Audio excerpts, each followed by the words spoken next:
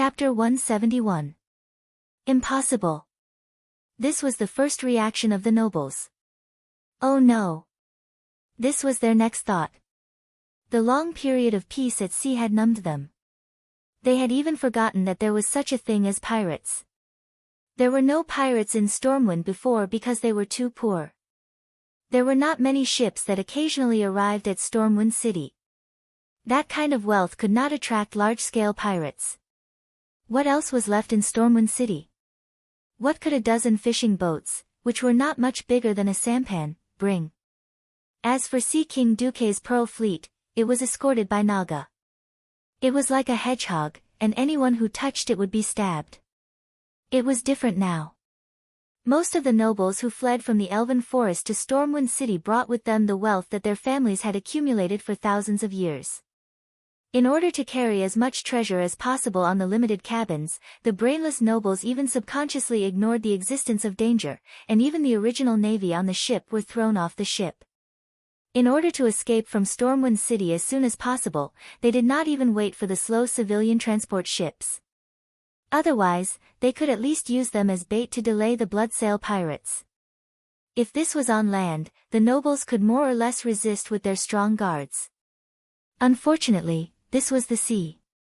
In all fairness, it was a miracle that most people who could not swim could exert 70% of their strength on a ship that was constantly shaking. Not to mention, the private sailors of the nobles were at most goods that ran merchant ships. This was really courting death. They could have courted death anywhere, but they just had to court death in a domain that they were unfamiliar with. Turn around and run. We'll be safe once we get back to the fleet. There are warships of Kultiras there. Duke Agath Ferens, who had rushed over after hearing the news, grabbed the captain's collar, his eyes bloodshot. Yes. Anyone could die. The noble bloodline could not be severed on this damned sea. There were also warships of Kultiras helping the fleet. Although those warships were also full of civilians, the warships were operated by the strong soldiers of the Kingdom of Sea. If they had to die, they could die by the Kultiras. It's too late, the captain cried, we're carrying too much weight.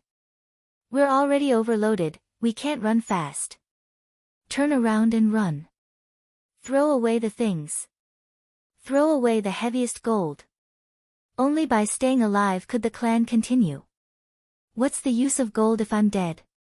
The old duke's silver hair and beard danced wildly in the wind, his crimson eyes showing a rare sense of rationality amidst the fear. As the sails changed direction, more than 10 huge Stormwind warships began to draw huge arcs of white waves on the surface of the sea. Unfortunately, because there was no unified command, some of them had full rudders on the left, while others had full rudders on the right. The direct result was that the two ships almost collided head-on.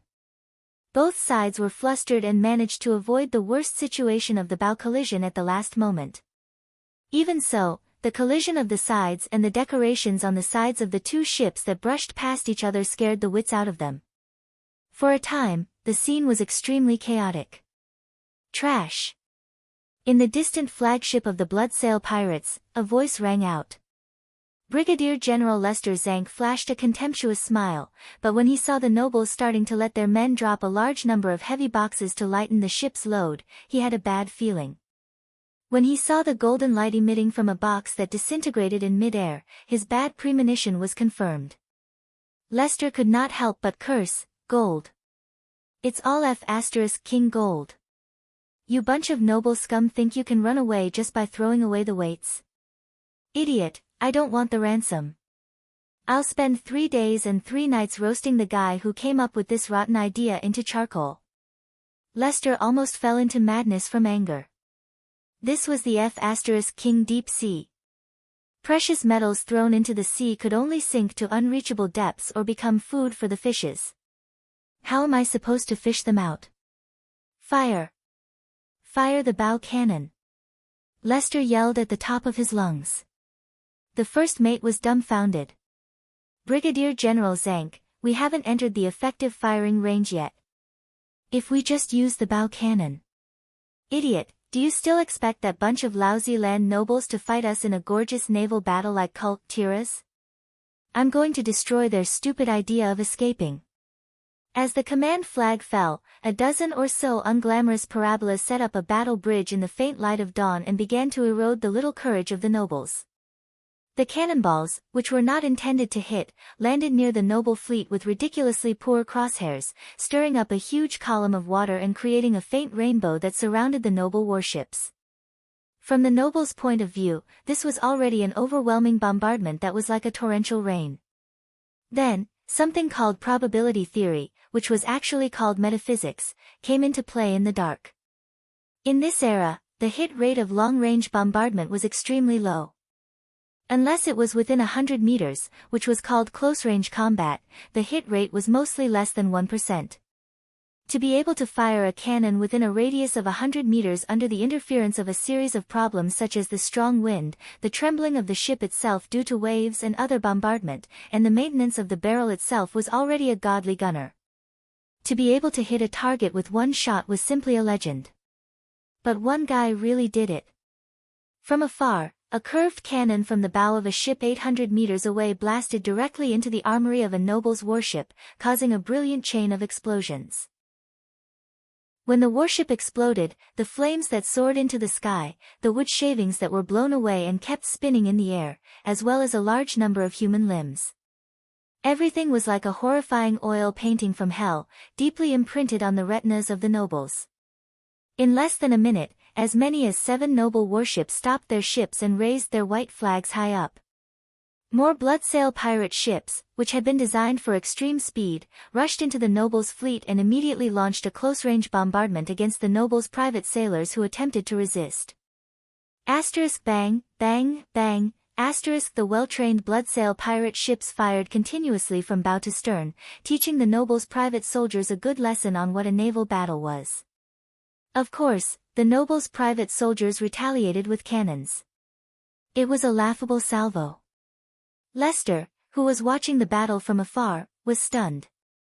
He did not expect these private soldiers, who had only sailed merchant ships before, to be this retarded. The huge counterforce even pushed the entire ship 5 meters to the other side, as if it was moving horizontally. The cabin, which could not withstand the impact, even let out a typical cry of wood breaking. But all resistance was futile. The pirates bit their machetes and jumped over the cable that they had prepared. Everything was going smoothly, but when they killed their way into the enemy's cabin, there was a sudden change. A huge devil appeared. The clothes hanging on his chest even retained the noble's family emblem. Chapter 172. A kilometer above the sea west of Stormwind City, Lothar and his Griffin Knights followed Duque's Griffin and flew at high speed. Is the news true? When my Naga sent me the news, I informed you and His Majesty Lang immediately. We have to hurry, or we'll have to collect the corpses of those guys. When he heard Duque say that the nobles' fleet had been attacked, there was a moment when Lothar instinctively suspected that Duque was the one behind it. The reason was simple. As the upstart of Stormwind City, Duque had always been at odds with the traditional nobles. Even the Brando family, which had a direct conflict with Duque in the past, had never shown any signs of reconciliation on any formal occasions. Even if they wanted to stab you in the back 1,000 times and insert steel needles into each of your fingers, the nobles would still maintain their elegance and demeanor in front of others. If it weren't for the blood of Thoradin the Great and the friendship of Lang, Lothar might have long been killed in a dark corner of Stormwind City, and his corpse would have rotted away. Duque. Although Lothar trusted him, he could never see through Duque. At such a tense time, there was no need for Duque to lie to him and Lang. Instead, he fabricated an attack on the nobles to lure him away. Lothar had no choice but to save the nobles. After all, among all human kingdoms, the nobles were known as the cornerstones of the country. In fact, there was even a saying in the upper class of many kingdoms, the useless peasants can die, but as long as there are wise and brave nobles, the country can be revived even if it's destroyed. Lothar did not want to save them, but he had no choice. Anduin and Duque were the only cards that Lang could play. Duque, aren't your Nagas supposed to escort the fleet? Please, I only have more than 100 Nagas and a few thousand useless murlocs. Please, This route is nearly 1,000 nautical miles long. How much territory do you expect to guard? But I've asked them to hurry. But looking at the schedule, we should arrive first. The attack on the nobles' fleet was indeed a blind spot for him and all of the upper echelons of Stormwind. Rather than saying that it was a blind spot, it was more accurate to say that the orcs' attacks were too powerful and attracted all of their attention. Just by imagining it, one would know that such a weak guard was loaded with the wealth of the noble families for thousands of years. It would be abnormal if it did not attract the attention of pirates, right? Noxus didn't say anything and followed Duke silently with over 30 Griffin Knights. Duque didn't take any detours. He went straight to the scene. That was an hour after the battle between the Bloodsail pirates and the nobles' fleet. The situation was so chaotic that Lothar didn't know what was going on. More than 20 Bloodsail pirate ships surrounded the battle in the middle, not daring to approach.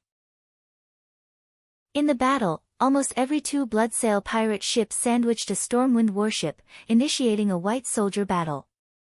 The ships on the periphery were like chicken ribs, tasteless and a pity to abandon. They didn't dare to open fire, nor did they dare to send pirates to help their own ships. Because every warship was in a melee. The protagonists of the melee were not the nobles' private soldiers, nor the Bloodsail pirates, nor were they Nagas or Murlocs. Instead, they were demons emitting blazing heat. Riding the griffin and circling half a circle in the sky, Lothar's face turned green. If the Bloodsail pirates had released the demons to attack the nobles of Stormwind, Lothar would have jumped down without a second thought. Obviously, it was the Bloodsail pirates who were being slaughtered. The blue-skinned, burly demon guards were incomparably dazzling under the sunlight. They brandished their huge axes, and with their outstanding combat talent, they laughed wildly on the shaking ship, wantonly killing the Bloodsail pirates whose morale had already collapsed. The scene was like a butcher with a blood-stained knife chasing a fat pig that had nowhere to run. The pig's death was only a matter of time. So, the demons were released by the nobles? However, seeing many of the nobles' private soldiers and corpses lying on the deck, Lothar knew that things were not that simple.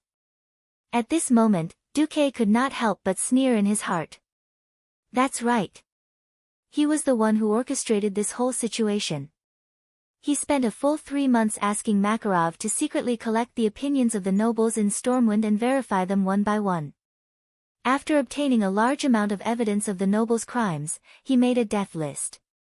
Of course, Fame Brando and his family were at the top of his must-kill list. Below them were the allies of the Brando family. As a transmigrator, Duque was very clear about the nature of the nobles, and what these greedy fellows would do when their lives were threatened.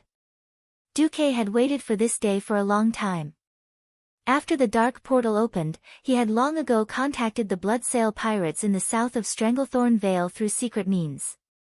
As an ambitious butler of the nobles who wanted a piece of the pie, he told them how the nobles would transport away their 1,000-year-old wealth. Duque had also thought about what would happen if he implicated the Stormwind Navy. In that instant, Duque also hesitated. He did not want to kill a good person by mistake. But the heavens gave Duque another great opportunity. It was a group of nobles that Windsor had rescued from Karazhan. Baron Rafer Drugel, Count Crispin Ferens, Countess Dorothy Millsdeep, Countess Catriona Warnindi. Duque was familiar with every one of these guys. Why? Because these guys were originally part of the Karazhan Dungeon of Warcraft. They were the secondary bosses under the second boss Butler Moros.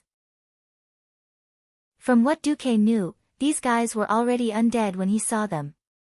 If Ralph Drugel could use the Paladin Sanction skill, he should be the father of Jules Drugel, the deputy mayor of Twilight Forest's Night Town. Duque knew about this as soon as he came out of Karazhan. He did not believe that these guys, who were supposed to be one of the bosses, could escape from Karazhan full of demons unscathed. Duque took the opportunity to get close to a few of them. Just like when Duque used the system elf to discover that there was something wrong with Mediv, who was possessed by Sargeras. In his retina, he saw the boss template of these guys, with the word demon attached. Duke was laughing so hard that his belly almost burst. That's right, these demons were part of the insurance that Duque had set up. It could ensure that even if one day a great detective was so resourceful and found evidence of his collusion with the Bloodsail pirates, Lang would not blame him for this matter. The demons were led in by the nobles themselves. Who could be blamed for leading the wolf into the house? Perhaps it was because of this that Stormwind wanted to cover up this disaster of, most of the kingdom's nobles are demons. In the end, perhaps this was a murder that had once been treading on thin ice. If one part went wrong, the reputation that Duque had worked so hard to build would no longer exist. But after Duque carried out the perfect murder, to the end, he could establish a perfect ending that was beneficial to the whole kingdom and even all of humanity. When the goal was achieved, the truth of this murder would never need to be exposed. Chapter 173. The demon was very powerful. It was so powerful that even the warriors recognized by the nobles couldn't shake it. Even a slap that couldn't even be considered a formal attack could smash a person's head into a rotten watermelon. A dog-like demon with 4 feet on the ground opened its huge mouth and swallowed the entire person, along with the armor and the weapon in his hand. The horrifying teeth that sounded like millstones grinding the body and metal, as well as the guards' dying wails, lingered in his ears. After seeing such a scene and hearing such a sound, just the thought of facing such a thing made their hands and feet tremble uncontrollably. It just so happened that such a thing was actually transformed by his dearest family member. The huge demon didn't just spread its massacre towards those damned Bloodsail pirates, it also extended its claws of death towards those who were originally on the same side. It didn't differentiate between friend and foe, and killed as it pleased. This was simply a nightmare. This kind of nightmare seemed to be endless. Resistance was meaningless, and all who resisted had been crushed to dregs. There was also no point in running, because the 2 ships were only so big, and there was nowhere to run. Every survivor was a pitiful wretch waiting in despair for the final judgment to come. At this moment, a shining holy existence descended from the sky. Looking up blankly, he recognized that it was the radiance of arcane power unique to mages. A powerful mage? Who could it be? After almost forcibly conscripting all the private mages of the nobles, Stormwind still suffered a crushing defeat in the Battle of Magic. The Storm Kingdom's Wang clan's mage squad only existed in name. There were only a few high-ranked mages still active on the front lines. Obviously, it was the one that the nobles didn't want to see the most, see King Duke Marcus. The mortal enemy that the nobles would never reconcile with had become their greatest savior. This had to be said to be ironic. Of course, this was only for the nobles that were still alive. Not even 1% of the nobles that were still alive now. It was very simple. The demons from Karazhan could easily develop believers among these people whose hearts had been corrupted, and even directly turn them into demons. A pure soul was the most powerful line of defense. Even the leader of the Burning Legion, Sargeras, had to spend decades to completely corrode Mediva's soul. It was still an incomplete version, because at the very end, Old Mike still jumped out and gave CEO Sam a big explosion. But when it came to nobles with pure hearts, Duque chuckled. Not every noble was qualified to be a paladin, and not every noble was named Bolvar for dragon. When the pirates arrived in front of the nobles, most of the nobles were desperately protected by their guards and gathered together. When the pirates' butcher knives saw the necks of these nobles that had actually become devils, the devils naturally jumped out and revealed their true bodies. In such a crowded situation, how many people could survive if the demon directly bloomed in the middle of the crowd? Anyway, when Duque landed on the ship, he did not see any nobles surviving. Oh, surviving in human form. Duque, Marcus, it was a roaring blast of air that was like a raging storm and a huge wave. Well, Duque couldn't hear it clearly, so he used his little finger to pick his ear. Did someone just call me? Bastard, you are. It's all your fault. Facing this more than 3-meter-tall mutated demon with a typical blue demon guard body and a nondescript human head, Duque was dismissive. Duque snorted coldly, and suddenly a huge piece of ice rose under his feet, raising Duque's body like a high platform. In the blink of an eye, Duque was already standing on a 2-meter-high platform.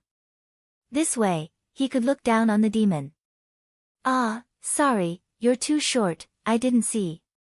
"You're presumptuous," the demon suddenly pounced. "You're the presumptuous one." Suddenly, a mysterious blue magic circle appeared in front of Duke, and a powerful, arcane impact turned into a huge fist, and the demon that was charging at him was pushed back even faster than when it came. Bang bang bang. The demon that crashed into the cabin knocked over a lot of things, but the demon quickly climbed out again. "Oh, it's you, Sir Fame Brando. We haven't seen each other for more than half a year. How come you've grown uglier?" Under the watchful eyes of dozens of survivors on the deck of the two ships, Duque mercilessly mocked the demonized Fame Brando. "I'm going to peel off your skin and make it into a carpet," Fame roared and charged again. But this time, he didn't charge recklessly. His two claws were glowing with a black light. Unfortunately, the gap was too big.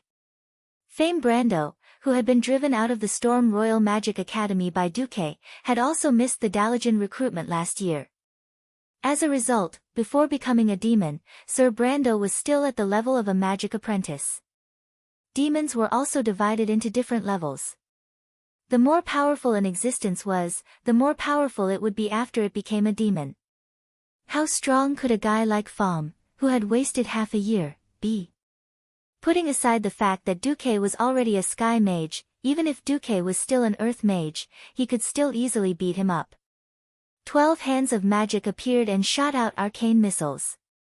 For Fam, it was like a storm. Puff, puff, puff, everyone was dumbfounded.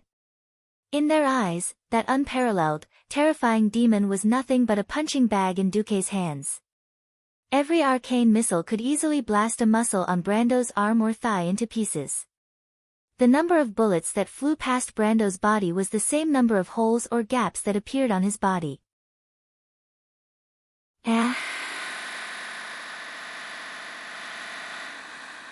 Less than 10 seconds, Brando had become a human stick. Oh, no, a demon stick.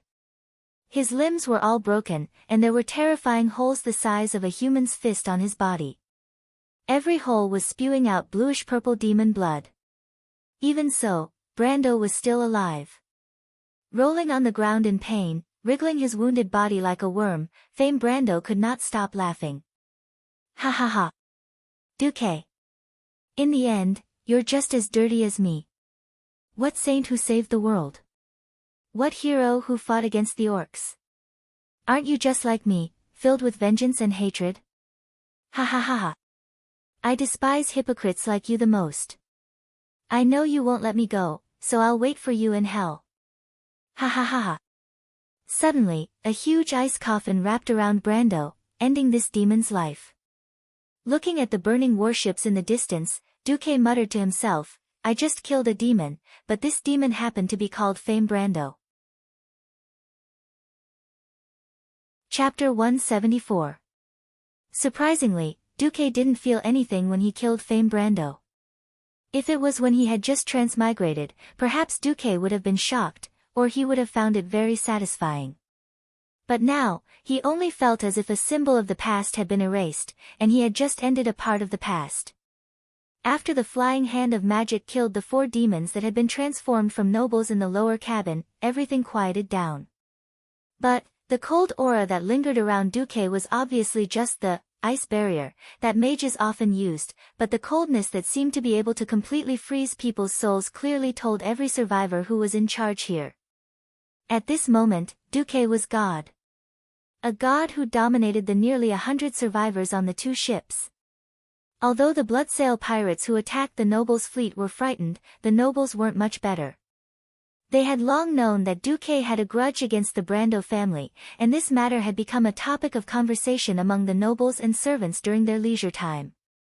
Now, if Duque was really unforgiving and said that the rest of the people had a demonic aura on them, and then he would kill them all, they wouldn't even have a place to cry. The people, trembling, quietly waited for the Master of Fate to speak. "Hey!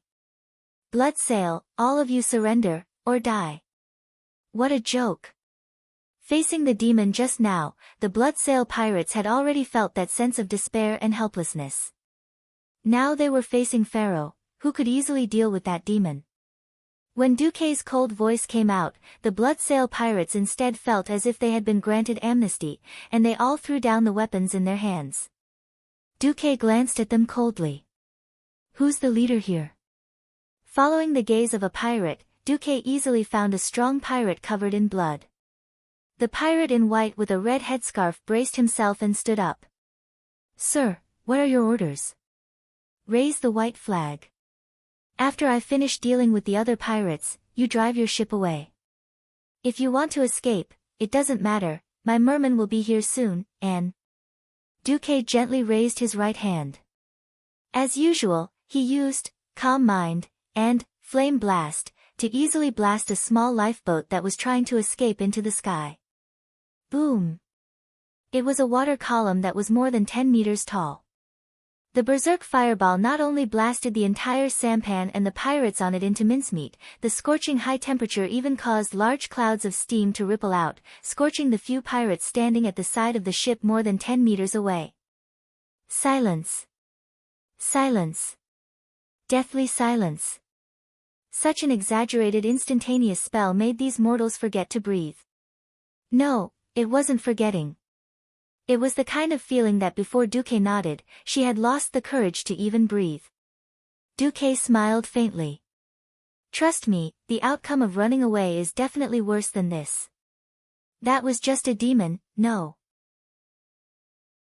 The current Duque was more like a demon in the eyes of the pirates. The group of pirates nodded like sifting rice. Duque didn't care about them anymore. With a whistle, the griffin that had been hovering in the air for a long time immediately landed on the deck. Looking at Duque facing the air current of the griffin's descent and getting ready to mount it, one of the noble's guards asked with a trembling voice, Sir, are you really not planning to do anything to the Brando family? Duque paused. No one should be born noble. Since they are born into a wealthy family, then they should act in accordance with their noble status. I am saddened by the fact that so many people in your family have been corrupted and turned into demons. But punishing you is His Majesty Rin's business. My duty is to save every citizen of Stormwind. Ignoring the remaining members of the Brando family, Duque rode the griffin into the air. On the other side, on another ship not far from the Brando family's ship, Lothar was pulling the king's sword out of the demon's neck. The splattered demon's blood stained the cabin door. He tilted his head and saw Duque riding the griffin from the Brando family's warship. He was deep in thought. That's right. Lothar didn't stop Duque from rushing over to the warship flying the Brando family's flag. To some extent, Lothar had already acquiesced to Duque's revenge. Understanding didn't mean understanding. Lothar was an upright person.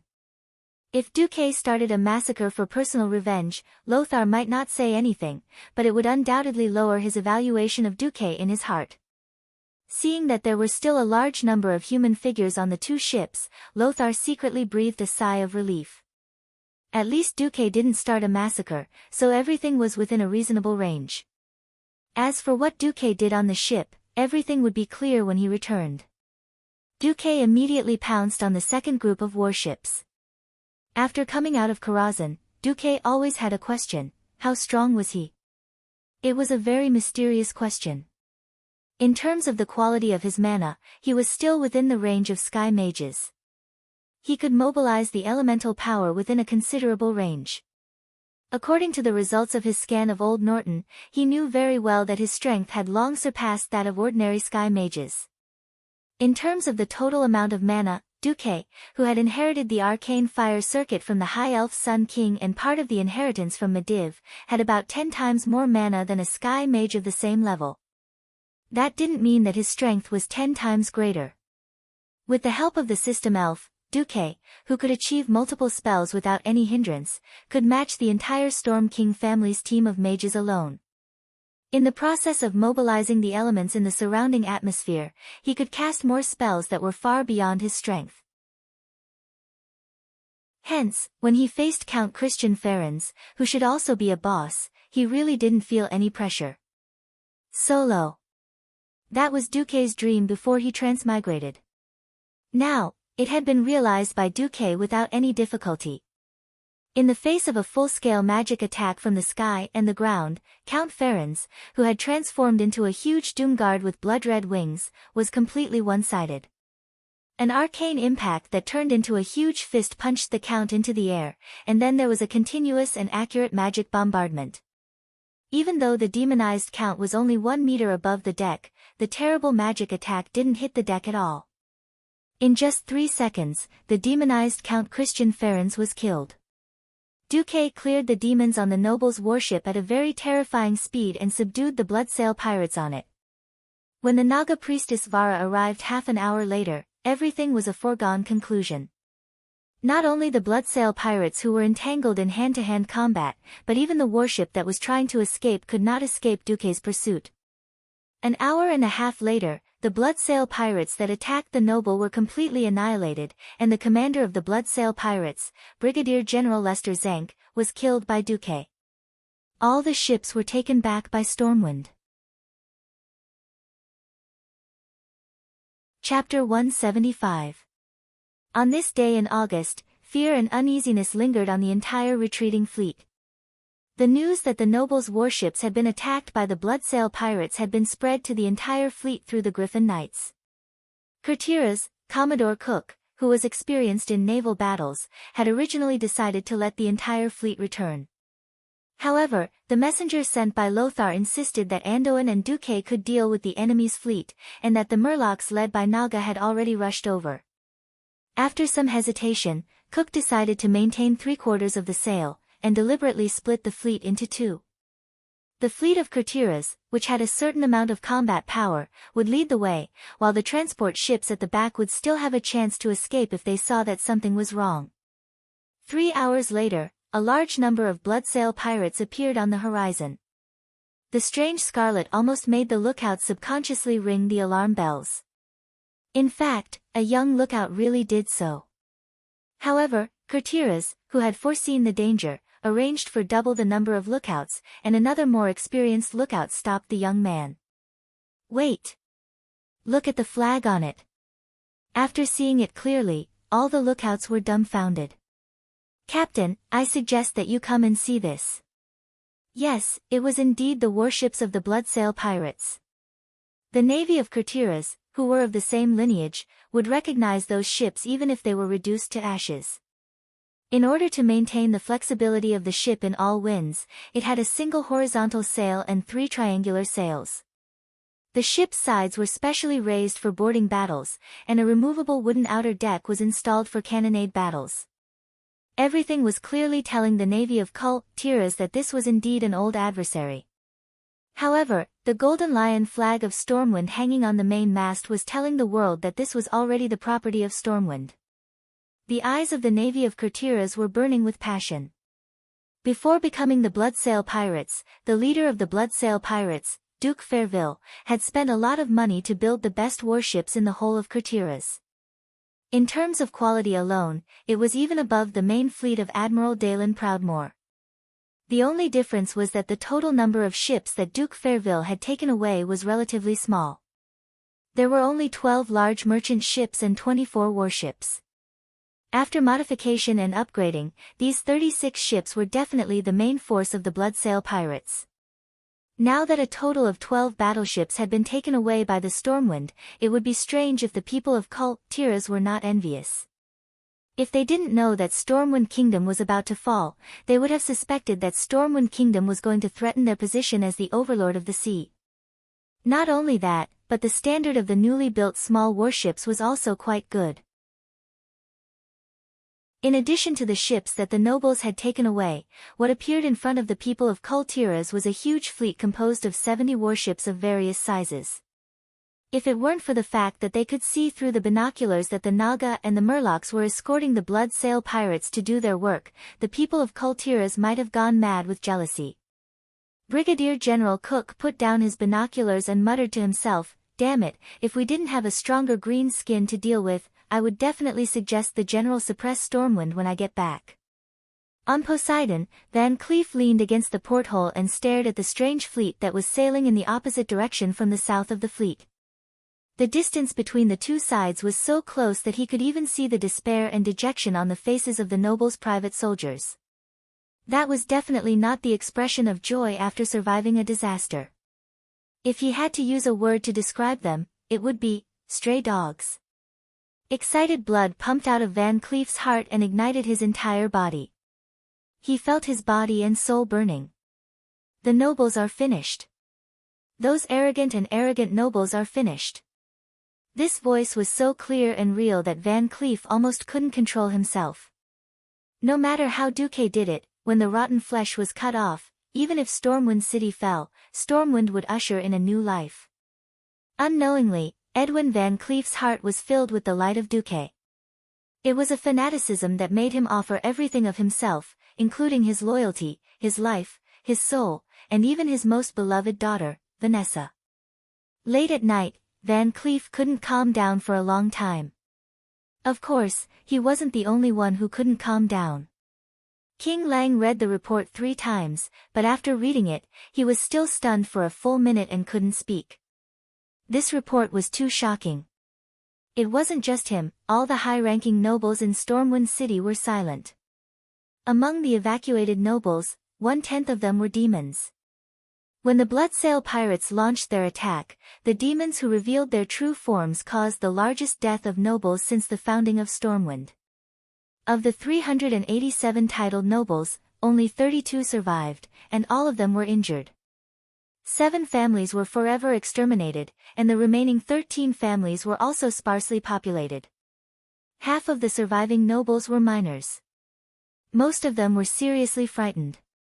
This wasn't a fabricated report by someone or some force. The testimony of more than 800 survivors was almost unanimous.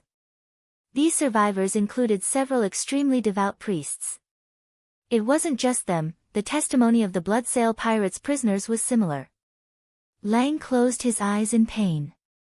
Do I have to tell the people that the lords they trust as leaders, the nobles of Stormwind who inherited Thoradin the Great, 1/10 of them are demons? Lang's voice wasn't loud, but it clearly spread to every corner of the meeting hall. Everyone looked at each other in dismay. If they did that, it would be a huge blow to their morale. At this time, Count Carton, who used to be an ally of the Brando family, raised his hand and asked to speak. Why can't we think on the bright side? At least we got twice the number of ships. We have enough fishermen to act as sailors. We can evacuate the people twice as fast. Lang shuddered, and suddenly felt a little warmth in his chest. Yes, the people's losses would be reduced. But, Earl Cairton spoke again, the people who died were all local lords. I think we should respect their opinions before announcing the results to the public. After all, they are the cornerstone of the kingdom. The Count's words were like music to their ears. Most of the nobles had evacuated this time, but not every one of them could do so. For example, the nobles with important military positions in the kingdom. How could their own children become demons and kill their own people? How could they announce such a shameful thing? In fact, they had already thought of a reason, but they just didn't dare to say it. Now that Count Carton gave them a way out, they were so happy that they wanted to run up and kiss the Count on the spot.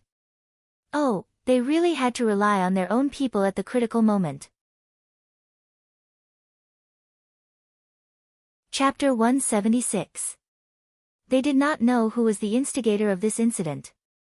Revenge and whatnot could wait. The most important thing right now was to disassociate themselves from this disgrace. As long as their reputation was restored, so what if they died? At most, it would just be a redistribution of benefits.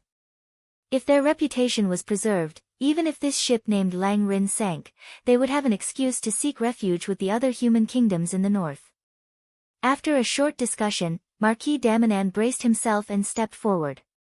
He bowed to Lang and said, "With your Majesty's permission, we hope to announce it as follows. In order to cover the retreat of the people, the noble army led by Duke Ferens fought against the Bloodsail pirates.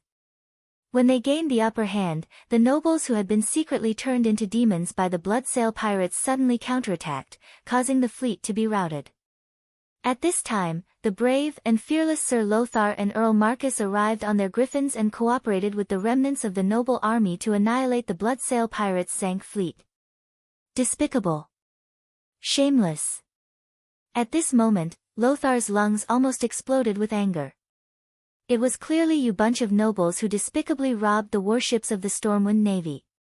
In order to transport away the dirty wealth filled with the blood and sweat of the people, you unexpectedly suffered a double attack from the pirates and demons. Yet you still don't forget to flatter yourself at this time. If not for Lang holding him down, he would have already exploded after receiving the news of the warships being seized. Lothar's hair stood on end. In the next second, he was about to draw his sword and behead this shameless man. But at this moment, Count Daminan was suddenly slapped away. Count Carton's slightly plump body spun twice in the air before falling heavily to the ground. Shameless, a thunderous roar shook the meeting hall. Not many nobles looked at the person who slapped Count Carton. He was the new generation of nobles, the most popular figure recently, Duke Marcus. This young duke had a more unyielding aura than Lothar. Duque abruptly waved his hand and pointed at Count Daminan, whose face was now swollen. While commoners risk their lives to dig moats for a ship ticket, you nobles throw a naval officer in a stormwind into the dock for a chest of gold. Lothar's eyebrows twitched. When 100,000 soldiers and civilians were prepared to risk their lives to bring up the rear, you guys didn't even care about how the warship would return just to take away a beautiful maid. You guys even blew away the last soldier on the warship. Lord Bolvar Fordragon's cheeks burned. It's obviously the filthy wealth of you nobles that attracted the pirates. It's obvious that it's your own corrupted souls that brought about the depravity of the pirates. You have the cheek to claim that you're the heroes who fought against the pirates. Claiming to be the descendant of Thoradin the Great. Bah! I don't want to be associated with you. With that, Duque spat on Marquis Daminan's face. It was obvious that Duque had insulted Marquis Daminan. Every noble present felt that the spit was on their faces. King Lang trembled from head to toe. At this moment, Len was frantically asking himself, am I wrong? Was I really wrong? Ever since he was young, the former king had always taught him that the nobles were the cornerstone of the kingdom, and that no one should touch the nobles. Lang had always regarded it as a sacred law. But as he grew older, he could not accept the actions of the nobles. Still, he always remembered the former king's blessing and did not act ruthlessly against the nobles. At this moment, this scene was constantly stimulating Lang's conscience and sense of justice. It made him tremble uncontrollably. However, as the hope of the kingdom, Duque had a direct conflict with the old nobles, which was not what he wanted to see. For a moment, Lang was a little confused.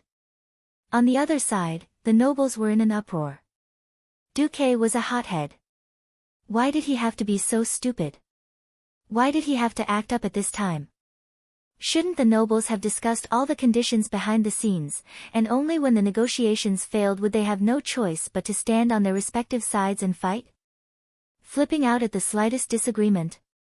That's why they hated those ignorant peasants becoming nobles. The nobles were smart. Of course, they would not entangle with Duque over this matter that had already been sentenced to death. Apologize. Your actions are a despicable act that tarnishes the reputation of all nobles. Yes. Apologize. Immediately apologize to Marquis Daminan. Otherwise, we will not recognize your noble status. The group of nobles clamored, clinging to the fact that Duque had violated the nobility's etiquette. Humph. Duque's cold snort caused the temperature of the entire hall to drop by more than 5 degrees. Nobility's etiquette, nobility's standards. Fine, I'll do things according to the nobility's etiquette. When Duque finished speaking, the nobles breathed a sigh of relief, thinking that the hothead Duque had finally given in. Who knew that in the next second, Duque would throw a white glove at the Marquis' face? Well, for the sake of etiquette, nobles would always wear white gloves. And throwing a white glove at the other party's face meant only one thing, a duel. When the conflict between two nobles was so big that it could no longer be resolved, they could settle it with a duel with a suitable notary. Those who refused to duel would be seen as the greatest shame of the nobles, and would never be accepted by other nobles for the rest of their lives. Duel. Didn't you think that I insulted you just now? Then duel with me to wash away the shame. Duque's cold and arrogant eyes stared at Marquis d'Aminon. That pair of indifferent eyes made the Marquis' hair stand on end. The next moment, Duque pulled out his sword. Duque didn't have a sword of his own. It was a flame sword that he made out of fire elemental essence and copied the standard longsword of Stormwind City out of thin air. The fire elemental essence that was supposed to be extremely hot and violent was actually as tame as a puppy in Duque's hand. If it wasn't for the blazing aura that could be clearly felt from a dozen meters away, no one would think that it was a real flame. No. No. I didn't think you insulted me. Marquis d'Aminon actually shrank back. Well, after killing so many people, one would naturally have a murderous aura. Duque made his debut, killing gnolls, murlocs, nagas, and orcs. Recently, he had even roasted thousands of orcs into charcoal. His murderous aura was definitely at the level of overflowing dominance. On top of that, he had killed Sargeras. According to the legends, he had killed 7 people in the tribal camp. Even if Duke was known to be a swordsman, which nobleman would be stupid enough to fight him? You don't dare. You have no balls. Duque spat out his poisonous tongue mercilessly. Just when everyone thought that was the end, more than 36 white gloves suddenly flew through the air and landed on the oily and disgusting faces of the nobles who had been heckling just now. Chapter 177. It was a white glove that was as thin as a cicada's wing made of ice. Although it was made of ice elements, it was indeed in the shape of a white glove. Then, what did Duque mean? Whoever is not convinced can come and fight me. Who? Who else? The nobles were silent, not daring to make a sound. Duque roared, "That's right. I am insulting you. I look down on you. If the nobles are indifferent, selfish, greedy for life, afraid of death, disregard the law, corrupt and arrogant. Then the nobles. I don't want to be an earl anymore." As soon as these words came out, the whole room was silent. Don't want to be an earl anymore? If it was during peacetime, the nobles would have immediately roared. What do you think the face of Stormwind is? But now, Duque was indispensable. Almost all the sailors and fishermen were Duque's people. Duque, who had snatched back the warship, had his reputation in the navy soar. There was also the Naga and the Murlocs, whose strength was unknown. Countless people now only remembered Sea King Duque, who had saved everyone's lives, Duque, who had risked his life to kill the orc camp and burn hundreds of thousands of orcs, and Duque, who had risked his life to kill the Devil King for the survival of mankind. But unconsciously, they had forgotten the failed King Lang, who had lost his territory. It was no exaggeration to say that Duque had become a symbol of hope in the hearts of the people, whether they wanted to admit it or not. Now, Duque was saying that he should not be an earl. With Duque's strength, with Duque's fame, with Duque's wealth, which human country would he not be a guest of honor? Without Duque, the entire line of defense of Stormwind City might collapse in 3 days, and then hundreds of thousands of soldiers and civilians would be wiped out by the orcs. To some extent, it should be Stormwind that had fallen into poverty that could not contain a great god like Duque. Yes. Now, it was Duque who was forcing her to abdicate. Lang stood up abruptly and looked at Duque in disbelief. He had never thought that things would develop to this point. Duque had completely stood on the opposite side of the aristocratic class that he was defending. Unfortunately, he couldn't even say the word no. Duque abruptly turned around, his eyes shining as he stared at King Lang. Yes. I'm forcing her to abdicate. But I'm not asking for more power.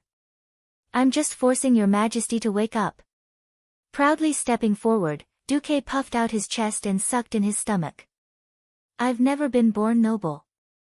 People are only noble because of their noble behavior. Thoradin the Great, the founder of the Arather Empire, was the same. 1,000 years ago, the king who led the abandoned people to this valley and founded Stormwind was the same. Why was it noble? Why did the late king set the iron rule that no one can be conferred a title without military merit? The entire meeting hall fell into silence. Only the sound of the wind passing through the windows and sweeping through the hall could be heard. Not only the kings, dukes, and other high-ranking people, but even the royal guards at the side seemed to be lost in thought. They stroked the lion carvings on the edge of their swords, their eyes filled with a thoughtful look. Duque's voice continued. Why? Isn't it for today? For today, when mankind is in danger of extinction, to be able to have a true hero and leader worthy of his position, to lead the people out of their predicament and out of despair. In the hall, the eyes of the nobles shrank and dimmed. But the eyes of Lang, Andoin, Bolvar, and the group of guards lit up. Stormwind City is destined to fall, but one day in the future, when Stormwind City is to be recovered, when this great kingdom is to be revived. Please answer me, the great and wise King Rin. At this point, Duque suddenly raised his head and looked straight at Lang with his sharp eyes. Are you counting on these so-called nobles who abandoned their people and fled with their wealth to serve you? Or are you counting on those who are truly willing to fight to the end for the future of mankind? Tell me, King Lang Rin. And everyone present who has opened their eyes. Tell me, who do you choose? Duque's voice that shook the heart was filled with a firm and sonorous feeling. Every brick, every piece of wall decoration, every inch of ceiling in the hall echoed with Duque's question. In just a moment, every truly courageous person in the hall unsheathed their sword and raised it high in the air. I choose Duke Marcus. Windsor, who had once saved the king's life, was the first to step out. This was the choice of the loyal minister of the kingdom. Duke Marcus. The upright and plain-spoken Duke for Dragon stepped out and raised his sword high. This was the choice of the important minister of the kingdom. Beside him, there were nearly 10 superior nobles who were famous for their integrity who raised their swords. Duque.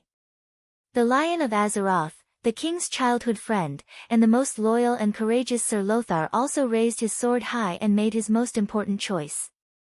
Father. I choose Duque. The only heir of the kingdom, the future king, and the future legend of the generation, Varian Rin, made a choice that placed the future of the entire kingdom on the line. Reginald Windsor, Bolvar for Dragon, Anduin Lothar. Each and every one of these heroes, who were familiar to the later generations, used their actions to show their attitude. Even Prince Varian Rin, who was supposed to evacuate in the third batch of ships and was still in the council hall, raised his short sword and shouted with them. Duque. Duque. Duque. Duque. The voice was like the howling of the wind, like thunder from the ninth heaven that could penetrate one's soul, and it crashed into Lang's heart. Lang felt that he was in an incomparably silent world. There was nothing in the world, only his own heart was shouting strongly. The voice that was becoming clearer and more precise came from himself, from his ancestors, and from the heroes who had sacrificed their lives for the survival and reproduction of mankind. Countless voices converged into a unique force, pushing him to make a choice at the crossroads of fate. Scorching hot blood rumbled as it flowed out from his heart, spreading to his 4 limbs, to his 5 viscera and 6 bowels, to every corner of his body, agitated and surging. Standing at the crossroads, his eyes seemed to see the future for a moment.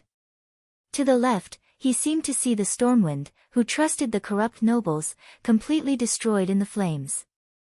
To the right, he seemed to see the destroyed Stormwind City being reborn from the flames with the help of Duque, Andoin, and other loyal and capable ministers. Yes, he might not be able to see the end of this heroic epic. The new era must belong to the next generation. Yet he was able to compose the most splendid beginning to this great human epic. For a moment, Cleon was so shocked that he could not control himself. He pulled out the king's sword and raised it above his head. His gaze seemed to penetrate the fog of fate. Lang made up his mind. Chapter 178. The loyal and brave generals of Stormwind raised the swords in their hands. They could feel the passion in the eyes of their most beloved king. Unknowingly, their breathing and their hearts had synchronized with the king's. It was an inexplicable throbbing of their hearts. One by one, they entered a mysterious state of trance. It was as if they had traveled through time and space to see thousands of years ago, when their ancestors set up the first stone tablet in this strange and lush valley, declaring this place to be called Stormwind City. They seemed to see their ancestors cutting through thorns and thorns, seeing colorful insects fleeing from the grass under their feet, and seeing this land become a paradise for humans. They also seemed to see King Lang, who had inherited the will of their ancestors, about to make a great decision that would change the fate of the entire kingdom. The usually noisy assembly hall was filled with a sacred air that was both familiar and strange at the same time. It was as if they were having a mass in the Storm Cathedral, listening to the Archbishop's sermon and feeling the gaze of the statues on the two sides. The eyes of these great pioneers crossed thousands of years and quietly watched Lang. Quiet and holy. The loyal and brave generals chose to listen, and the despicable nobles gave up on defending. The meeting hall fell into absolute silence. It was as if the whole world had quieted down, just for that holy answer. Lang's eyes were wide open, and his blue pupils were filled with a sense of sublime clarity. The golden lion flag with a blue base and golden edges, which had been passed down in Stormwind for thousands of years, emitted a brilliant light behind him. His voice was clear and magnetic, full of penetrating power, and had an irresistible majesty. I, King Lang Rin of Stormwind, hereby declare that 20 noble families, led by Duke Farron's family, have abused their power, degenerated, and colluded with demons. They have disgraced the name of the nobility, and are a disgrace to the nobility. The names of all 20 noble families are hereby abolished, and all remaining noble children are demoted to commoners. The property they have obtained through improper means will be distributed to the meritorious soldiers in this battle as an example. I declare that anyone, regardless of origin, age, race, or gender, as long as they have made great contributions to Stormwind, will be conferred the title of nobility. Similarly, anyone who dares to betray the interests of humans will be punished by Stormwind, no matter how far away they are. Meritorious service will be rewarded, and crimes will be punished. Anyone who goes against this oath, no matter their background, no matter their status, they will all be killed. It was like a stone that caused 1,000 ripples. Everyone's face was filled with intense shock. Lang's spirit and boldness could reach such a level. No king would dare to wipe out half of the nobles in the country in one go, but Lang dared. No monarch dared to link the supreme position with merits, but Lang dared. No ruler would have the guts to use talents so freely, but only Lang dared. Even though Duque's actions behind the scenes had caused shocking losses to the nobles and placed it in front of Lang as a fait accompli, even though Duque had used the great crisis of the country's destruction to blackmail Lang, in the end, it was still Lang who made the decision. Lang had made the wisest decision. No, it was even wiser than Duque had expected. It was already the realm of a great man. Based on these 3 points, as long as Lang's Stormwind did not really destroy the country, and as long as Lang's bloodline and policies could continue, Lang was bound to leave a thick stroke in the history of humans in Azeroth. Everyone present felt that their souls had received some kind of mysterious sublimation at this moment. If the resistance against the invasion of the tribes was a glorious hymn, an epic that originally did not belong to a single person, then at this moment, there was only one protagonist, Lang Rin. For humans, for Azeroth, Lang shouted. For humans, for Azeroth, Duque, Andoin, and the others echoed in unison. The feeling of excitement lingered for a long time. Everyone's chest rose and fell violently. They looked at each other and saw the same smile in each other's eyes. Lang glanced coldly at the nobles who had tried to force him to abdicate. Gentlemen, you may leave now. It's time to discuss confidential military affairs. It has nothing to do with you. Lothar and Duke Verdragon stepped forward at the same time. Beside them, more than 10 royal guards formed a fan shape. The nobles' mouths twitched, and there was an unconcealable cowardice in their eyes. In the end, they did not protest anymore, and quietly left. This scene was painted into a famous painting by a later artist based on the eyewitness account. It was auctioned off for a sky-high price of 3 million gold coins. The title of the painting was The End of the Decaying Era. After the nobles left, the huge meeting hall seemed empty. Lang and the others immediately moved to a smaller, more private meeting room.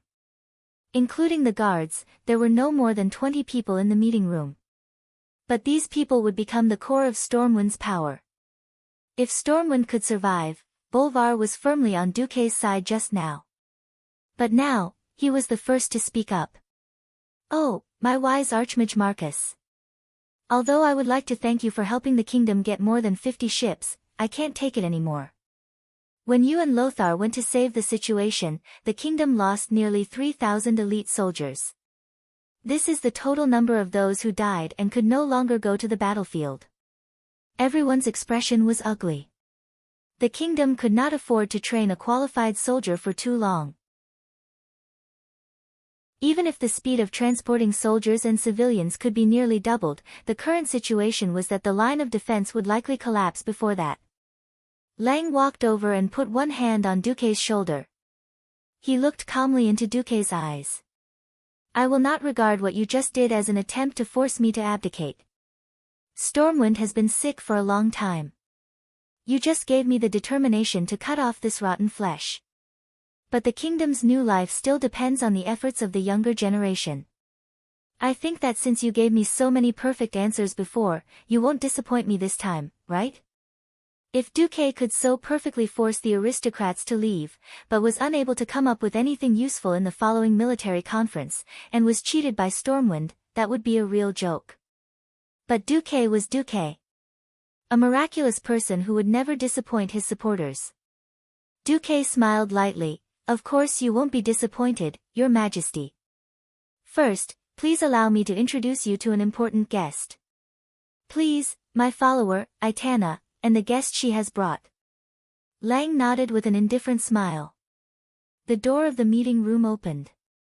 Not long after, a freckled female wizard wearing the wizard robe of the Stormwind royal family's wizard group entered with a guest. The guest made the expressions of many of Stormwind's upper echelons stiffen. Because the so-called guest turned out to be a goblin. Chapter 179. Aitana, who hadn't seen her for a long time, now looked a little more capable and experienced than Duque. Even though Aitana was a person who had seen the world, she still felt a little uneasy when she suddenly saw so many big shots of the kingdom. After a few deep breaths, she quickly adjusted her emotions.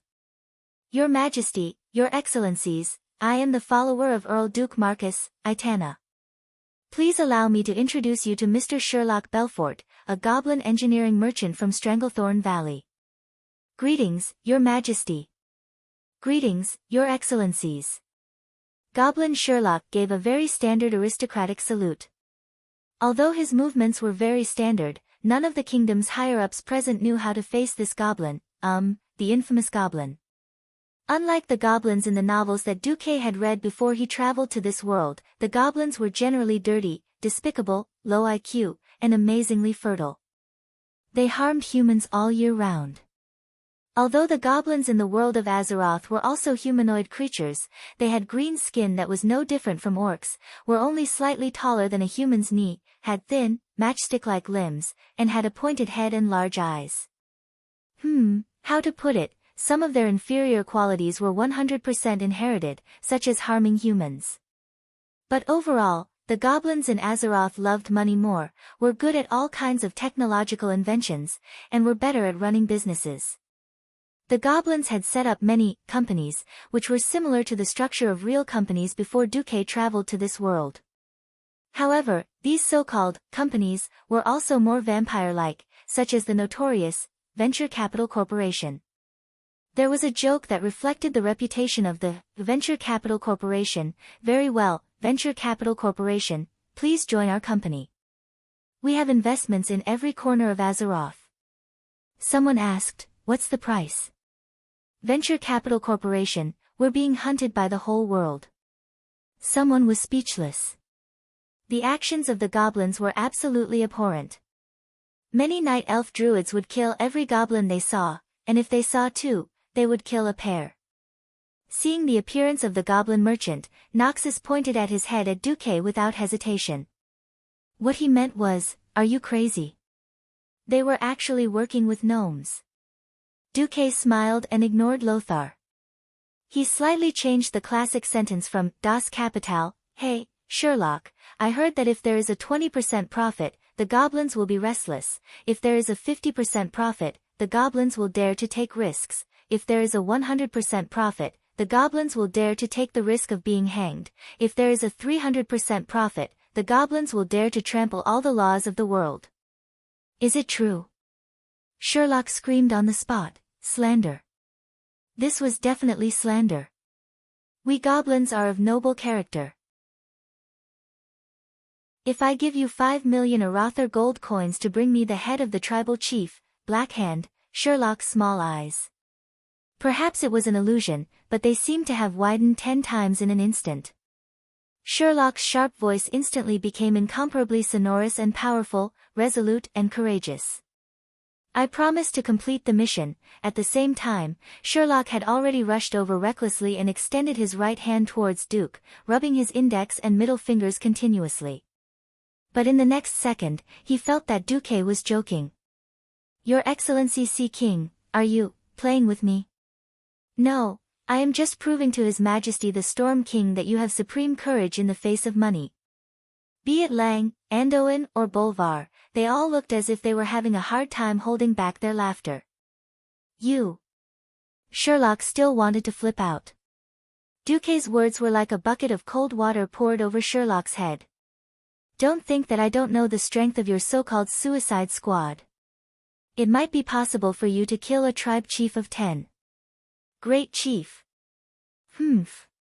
If I really gave you the deposit, you would only send a group of cannon fodder to their deaths, and then run away with the highest deposit you could negotiate." Sherlock Belfort's face instantly turned pale. He lowered his head and stammered, that, we goblins are all trustworthy and pay attention to business ethics." How could we do such a thing?" As he spoke, under Duque's piercing gaze, Sherlock became more and more guilty. His pair of feet also moved towards the door unintentionally. Unexpectedly, a pair of magician's hands suddenly appeared behind Sherlock and lifted the short goblin in front of Duque. "I have no interest in the integrity of the goblins. The only thing I am interested in is the engineering craftsmen in your venture capital company."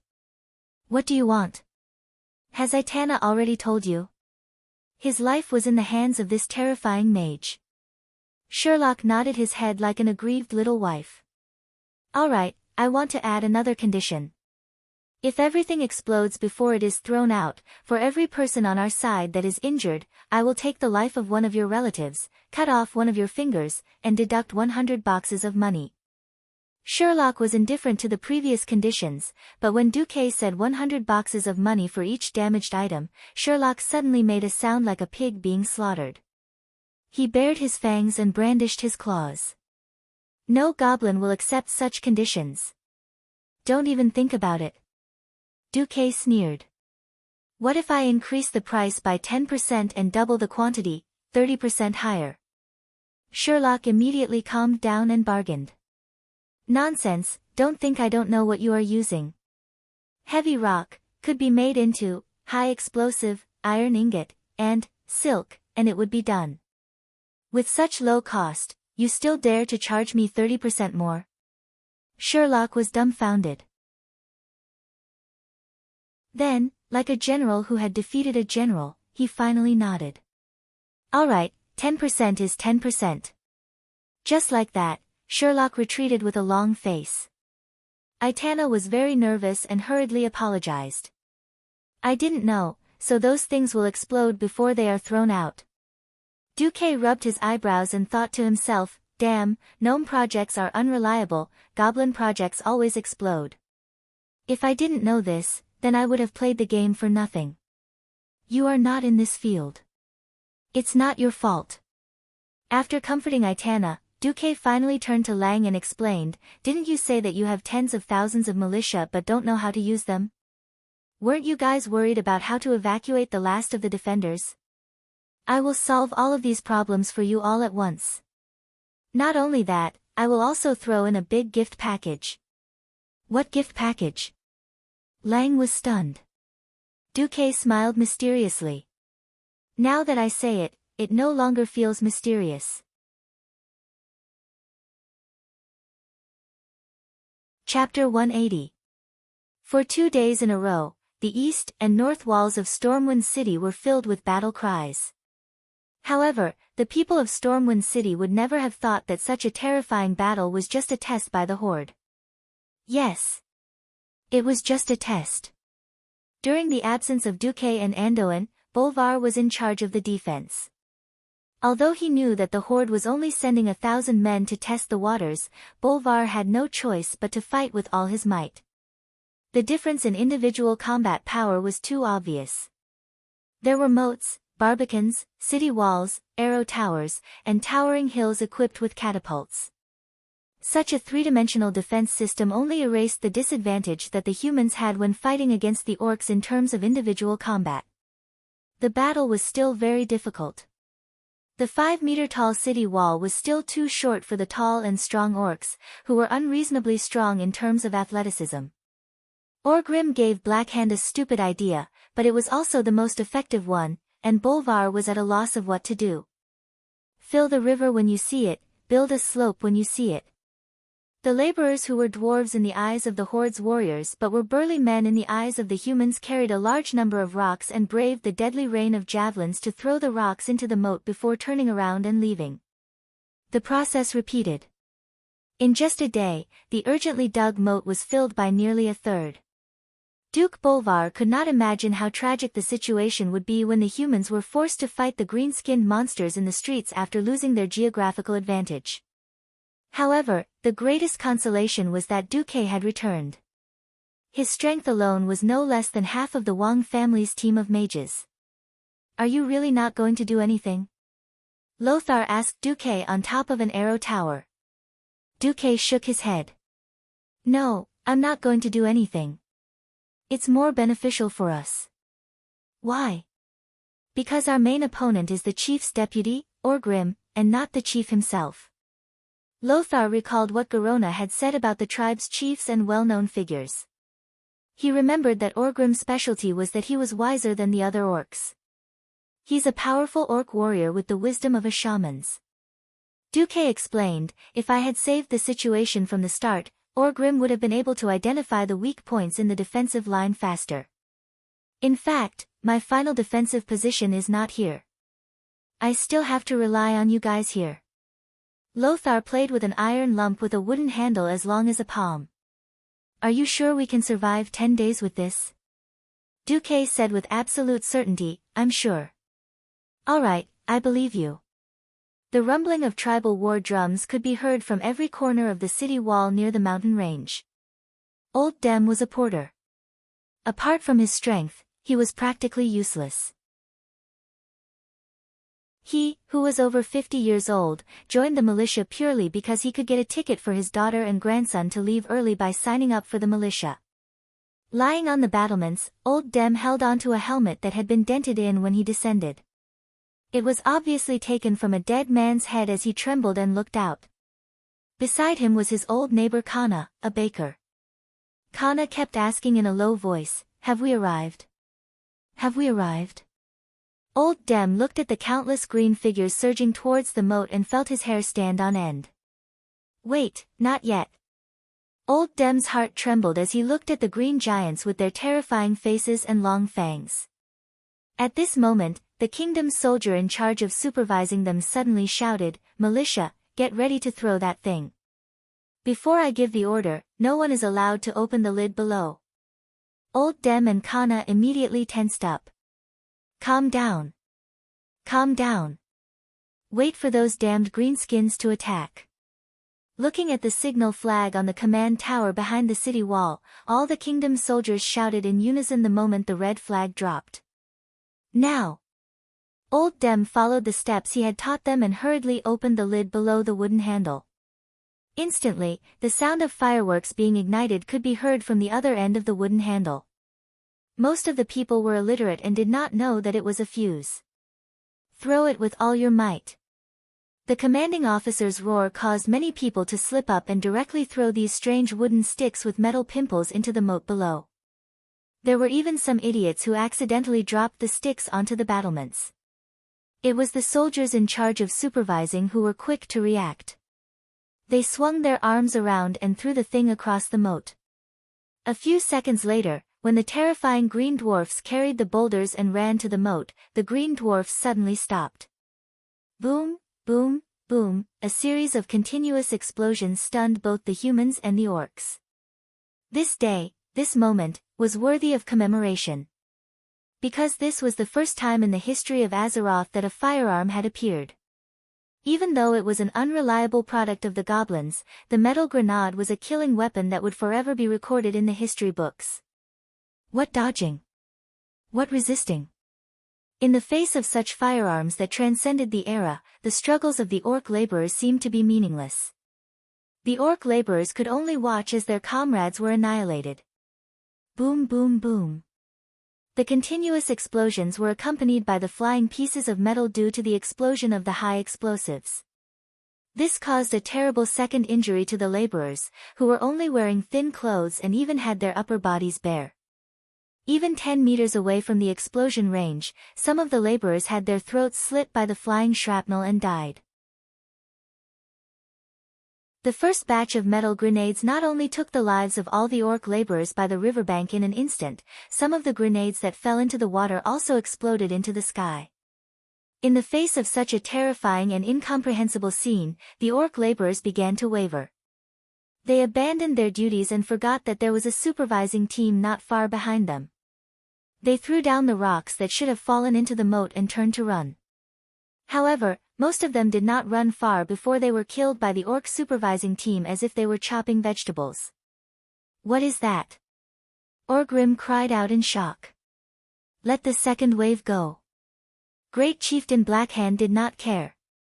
The second wave of laborers screamed and cried as they were forced to go forward by the orc soldiers with machetes and axes.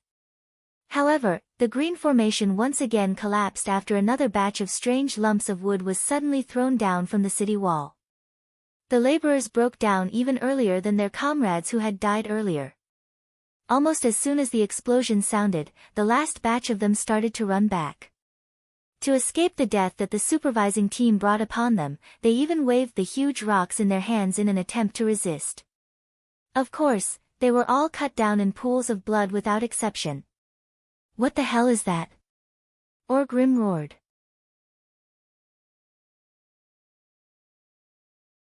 Chapter 181. Through the telescope, Anduin and Bolvar watched the bloody battlefield and the orc laborers who were groaning in pain as they walked towards death. Anduin and Bolvar were tongue-tied. Damn it, these goblins make me feel like I've wasted my years of martial arts training. Anduin smacked his lips, seemingly thirsty from unease. Duque. How many did you order? I want more of these iron skin grenades. Bolvar was even more direct, demanding an exorbitant price right from the start.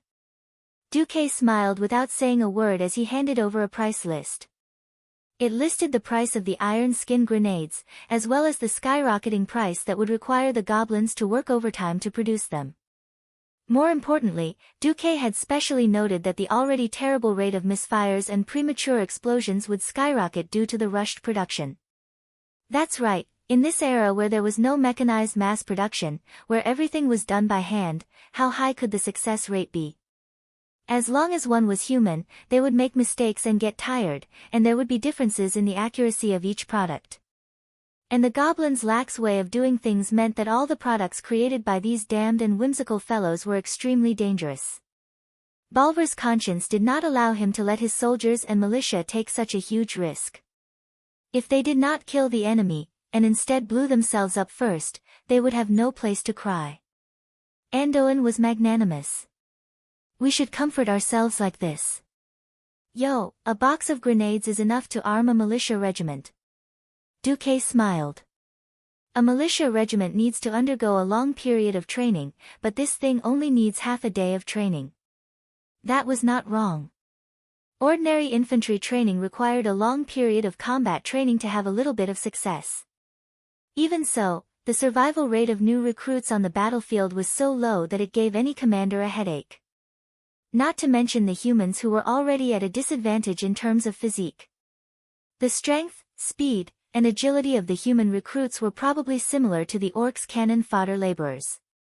There was a considerable gap between them and the official orc warriors. Moreover, the opponents were not ordinary orc soldiers. After fighting for so long, any human commander with a brain would know that they were the elites of the Blackrock clan, a powerful orc clan. Although that was what he said, he still had a toothache. Bolvar sucked in a breath of cold air. I feel like you're throwing away His Majesty's gold coins. Duque shrugged. War is about money. Anduin pursed his lips. I've realized for a long time that your way of thinking is completely different from ours. I sometimes wonder if you're from Azeroth. Duque was non-committal. What should Duque say? Say I'm a transmigrator. That would really be laughable. The archers, who had long been determined to be useless against the orcs, were once again used to deal with the orcs. Archers also had a fatal weakness. Once it was night time, the power of an archer would be greatly reduced even if they used area shooting. The appearance of the iron skin grenade greatly enriched the strategies and tactics of the human side. After all, an archer needed to aim properly, and a grenade would explode everywhere. As time passed, the orcs also discovered the drawbacks of the iron skin grenades. These metal lumps that made loud noises were a great threat to the orc laborers. However, to the real orc warriors, especially those who wore more armor, it was not a fatal injury. It was difficult for the shrapnel from the explosion to penetrate the muscles of the tall orc warriors. As long as the vital parts were not hit, most of them would only suffer superficial wounds. Under Orgrim's suggestion, the great chief Blackhand agreed to better arm the orc warriors who were attacking the city walls. Hence, in the next few days, Lothar saw a large number of orc warriors using cowhide, metal pieces, and even the armor of the dead human warriors to make a temporary armor. With the orcs' protection, the iron skin grenades, which were originally relatively lethal, were reduced by half. They became less lethal weapons. Lothar asked Duque, do those damned green-skinned dwarves have anything more powerful? Duque silently handed over the price of the high-explosive bomb, which required a large amount of thorium to make and was recommended by the profiteer Sherlock. Lothar was stunned for a full 10 seconds before he finally said, the weather is really good today. Yes, it was noon with high temperatures and a thunderstorm. Thanks to the thunderstorm, all the bowstrings almost lost their elasticity due to the humidity. It was a tug of war. However, the scales of victory still tipped towards the orcs. When Orgrim had the orc laborers wear thick leather armor or thick clothes, he restarted the plan to fill up the river. Lothar knew that something was wrong. On the 7th day after Duque dealt with the Bloodsail pirates, the moat on the east and north sides of Stormwind City was filled up. The orcs even used orc laborers to pile up stones at many places to build a slope that led to the barbican in front of the city walls. The barbican had almost become a pit. Orgrim seemed to be addicted to piling up stones, and he still had a large number of orc laborers rush over. Throw the stones into the human's pit. If you can't make it back, then throw yourself in as well. That was Orgrim's order to these weak orc laborers. The direct result was that the number of orc laborers dying increased exponentially. At first, the humans tried to clean up some orc work or dig up some slopes every night. However, Stormwind City was severely lacking in heavy machinery. Not only were the gnome excavators expensive to rent, but Sherlock was also unwilling to let his subordinates drive the expensive robots into the city that was bound to fall. Unless, Sherlock rubbed his thumb, index finger, and middle finger together again. That gesture of asking for money. You know what it means. Duque was held up. Just as he expected, the Horde quickly discovered Stormwind City's weakness. It was the place to the north of Stormwind City near Stormwind Port. It was different from the steep cliffs of the valley in the south. The mountain roads to the north of Stormwind City were dangerous for the humans, but for the orcs who were good at climbing mountains, it was not a true dead end. In the first 2 times, the orcs successfully sent a few scouts down, causing a commotion among the citizens of Stormwind City. After that, King Lang decisively let Duque, who was the strongest fighter in Stormwind City, guard the mountain peak. This prevented the orcs from attacking from that direction. The sea, on the other hand, was the domain of Kurtalas and Duke. Even though they could transport more than 10,000 people per day, the situation was still going downhill. After the citizens of Stormwind City held on for more than 20 days, the biggest problem for Lang and the citizens to cover the retreat had arrived. Excluding the evacuees and those who died in battle, there were still 10,000 people left. Lothar estimated that none of the 50,000 people would be able to escape. The orcs were already in a frenzy. They would not allow the humans to evacuate at a rate of 10,000 a day. Stormwind Port, which was their lifeline, did not have a fulcrum like Stormwind Fortress. What should they do?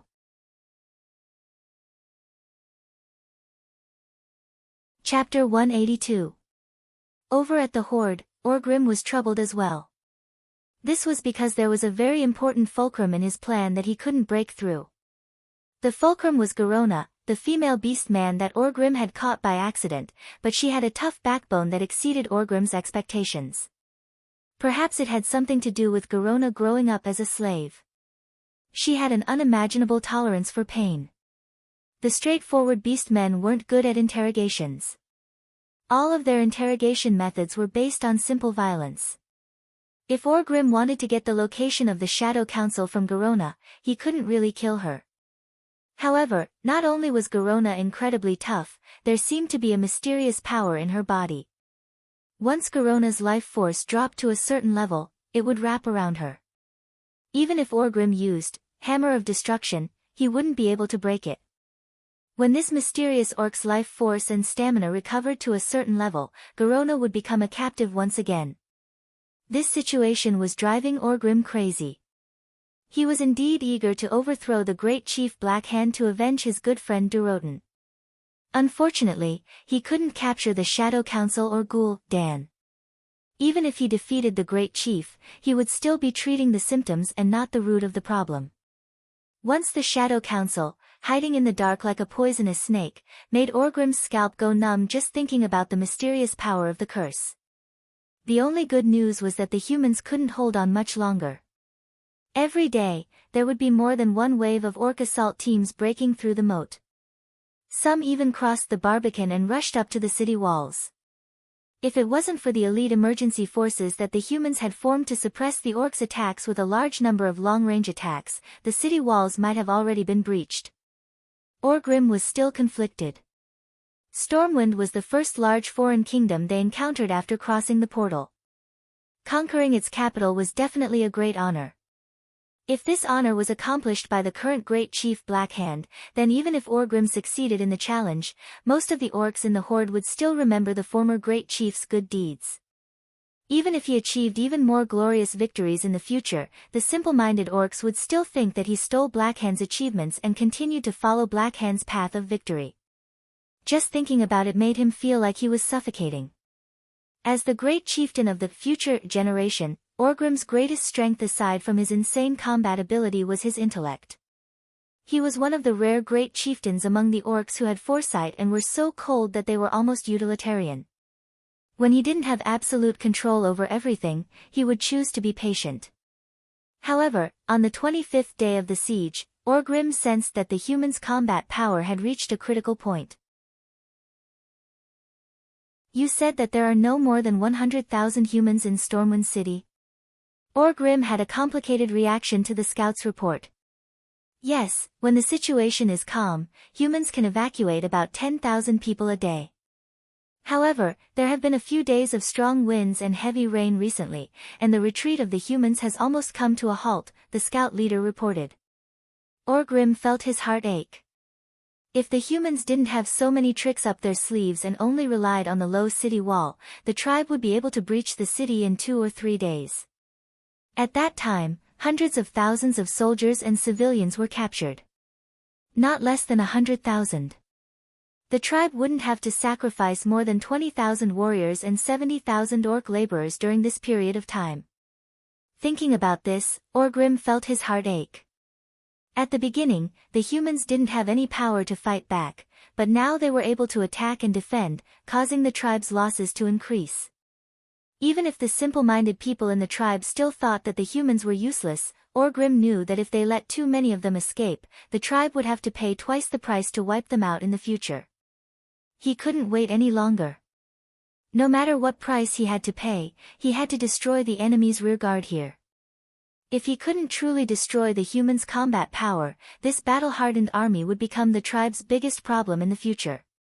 Thinking about this, Orgrim no longer hesitated. He wanted to advise the great chieftain to launch an all-out attack tonight. At the same time, in Stormwind Keep, the few people who held the fate of the Stormwind Kingdom gathered together. Duque said softly, "The Horde's all-out attack will be tonight." Lang suddenly looked up, "Are you sure?" "I purposely let the Horde scouts pass through my defensive line to observe Stormwind Port." Duque's casual words gave people a strong feeling that everything was under Duque's control. Noxus took a deep breath. Indeed, the last 50,000 is the minimum number of troops needed to defend Stormwind City. Bolvar suddenly looked up at Duque, then at Lang. "Your Majesty, I strongly suggest that you leave with the last batch of ships tonight. You are the king of Stormwind, you." "Enough." Bolvar. King Lang suddenly stopped the loyal Bolvar. "Since Duque said that he had the confidence to send us away at the last moment, what else do we have to hesitate about? I can't accept running away like a coward, abandoning my people who trusted me. If you want to ensure that Stormwind has a king, Varian has already been sent to Southshore." These words were already very harsh, almost cutting to the heart. Bolvar had almost risked his life to speak, but his words were undoubtedly a vote of no confidence in Duque, who had been so slow in coming up with the final plan. "My apologies, Duque, Bolvar is just." Lang scolded Bolvar, and immediately turned to apologize to Duque. "No, this is my problem. I should not have used His Majesty as a part of the plan." "No, Duque, you did nothing wrong. You have already explained to me the risks that I will face. At worst, I, the King of Bereavement, will die for my country.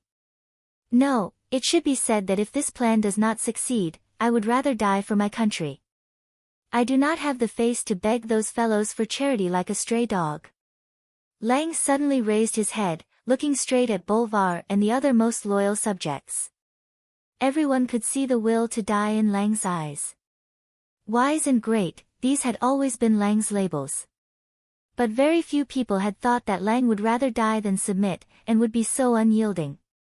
Perhaps many people would think that losing to the powerful orcs was not such a shameful thing, but they neglected the feelings of a king who was determined to achieve great things, but had to give up his own capital and the 1,000-year foundation of his ancestors. Duque also sighed. In history, because Lang was assassinated, Stormwind City fell, and Lothar was forced to go into exile with the little Prince Varian. Now, history had changed slightly, but the strength of the orcs had not changed. If not for Duque, perhaps Lang would still have died here.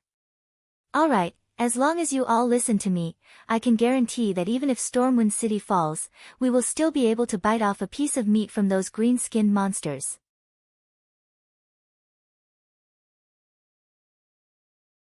Chapter 183. For those who had never experienced a war, any description of a war would be feeble and hollow. Once, Duque naively thought that he could save everybody, but Lothar modified Duque's plan slightly. It was a magic image that was almost a video. There were no signs of life on the scorched land. Thick pillars of smoke that reached the sky were everywhere. The once prosperous fields had been abandoned, and the end of the horizon was full of dilapidated houses. The streets were littered with corpses. There were strong farmers, skinny old men, pregnant women with big bellies, and children less than 10 years old. Most of them had been decapitated, and their blood had already begun to dry up and turn black, proving how miserable and tragic the scene was at that time. Duque seemed to have heard the screams, howls, and cries that lingered in the village at that moment. Regardless of age, gender, or ability to fight, everybody had obviously been dragged to the square in the village for a unified massacre. It was a genocide to exterminate the entire human race. A game would always be a game. No matter from which angle it was described, it was not enough to describe the unforgettable impact on the soul. Lothar walked over and patted Duque's shoulder. Your plan is great, but you're still too young. Duque's mouth was half open and half closed, as if he wanted to argue, but in the end, the words became, at least let me go with you to see off the soldiers. Briefly stunned, Lothar stared into Duque's eyes and said only one word, okay. The sun had already set, and the moon was hazy in the sky, as if it were morning for Stormwind City that had stood for 1,000 years but was about to fall. A large number of troops gathered in the open space outside of Stormwind Fortress.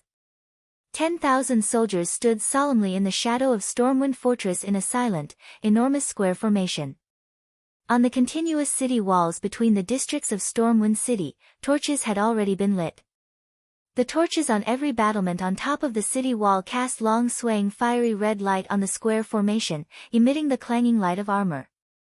It was the gathering of iron and blood. It was the reflection of hatred and fury. It was a volcano of fury that was about to erupt.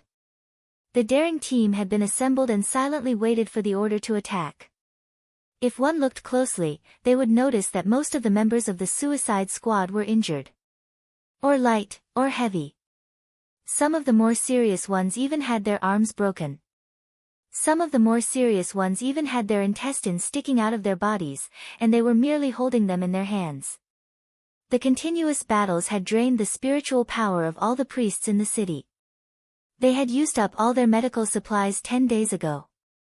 If these people were left alone, with the backward medical standards of this era, most of them would die. But even if he died, he had to die with value. Suddenly, a clear command sounded, His Majesty Rin has arrived. Salute! With a series of clattering sounds, 10,000 people stood at attention at the same time. Their injuries had obviously affected them. Under normal conditions, the elite soldiers under Lothar's guidance would definitely be in sync and orderly, as if they were a single person. Duque, who was following behind Lang, Andoin, and Bolvar, suddenly felt a lump in his throat.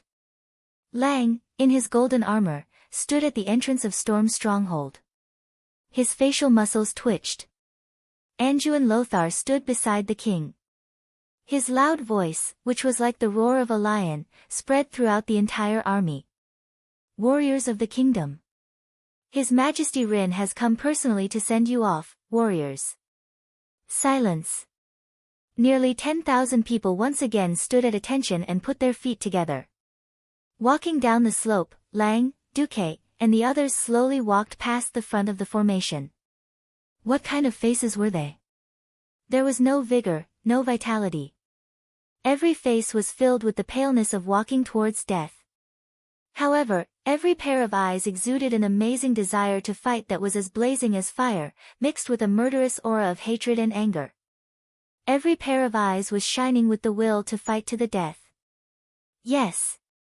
Every warrior knew that they were going to die. It was just that before burning their lives, they wanted to give the invaders a fatal blow in the most severe way possible. Duque felt a lump in his throat. Lang looked around at the familiar and unfamiliar faces, and could not help but be moved. He patted the shoulders of every soldier in the first row and walked over. In the end, he still managed to control himself well and walked to the high platform that had been set up beforehand. Lang raised the big bowl filled with wine high, and the soldiers followed suit and raised the big wrists filled with wine. King Lang's clear voice spread in all directions. Azeroth has been invaded, and humans are being slaughtered wantonly like pigs and dogs. But we are very lucky. Everyone, please join me and raise the long swords in your hands against these damned green-skinned creatures. Be it me or you, maybe tonight, maybe tomorrow, we will all die in this damned war. But it doesn't matter, because we are dying for our children and grandchildren. I only hate that I, Lang Rin, can't accompany you to fight shoulder to shoulder tonight. But it doesn't matter, please leave first. When I see you again, I will either proudly tell you that I have taken back Stormwind City, or I will tell you that I died on the way to the charge, just like everyone else. Now, with this wine, I wish you all to chop off more orc heads. With that, Lang raised his head resolutely and drank the whole bowl of strong wine in one gulp. Looking at Lang's Adam's apple moving, Duque, Andoin, Bolvar, and the others raised their heads and drank in unison. It had to be said that this kind of golden wine originating from the dwarves had a strange, fiery feeling. The fiery turbulence rushed into his throat and flowed down his esophagus into his stomach. Duque suddenly felt a burning sensation all over his body. Duque, who did not like to drink, staggered, but he took a step back. Duque immediately steadied himself. Sir Marcus. I heard that you were the one who suggested this battle, so I would like to ask one last question. A veteran with his head wrapped in bandages and an empty left arm stepped out of the ranks. He raised the large plate of wine high and saluted Duque. There was a low buzz of discussion among the soldiers. Duque took a step forward, his mouth still spewing the strong smell of wine, but his mind was very clear. You ask, I will answer. The veteran grinned. It was a mouth with teeth stained with dirt. I am a rough man. I do not understand magic, nor do I understand any plans. I only know that my wife and children have died in this battle, so I have nothing to worry about. I just want to ask you. Tonight, how many orc lives can my death be exchanged for? This was not only the voice of the veteran, but also the voice of the 10,000 warriors who were about to die. They were not afraid of death. The key was whether it was worth it. Duke's body trembled, and he roared, 1 for 10. And I will use the head of the orc chief to lay the foundation for the heroic souls of our brothers. The veteran laughed proudly. Ha ha ha. I originally thought that killing one would be enough, and killing two would be a profit. I did not expect that I could go to hell while looking at the head of the tribe's chief. Ha ha ha ha. Even if I die, I am willing. He resolutely drank the wine in the large bowl in his hand, and with a crisp crack, he smashed the large plate into pieces. Behind him, 10,000 soldiers sat in the same position, and the sound of plates smashing could be heard. With tears in his eyes, Lang raised his hand. Set off.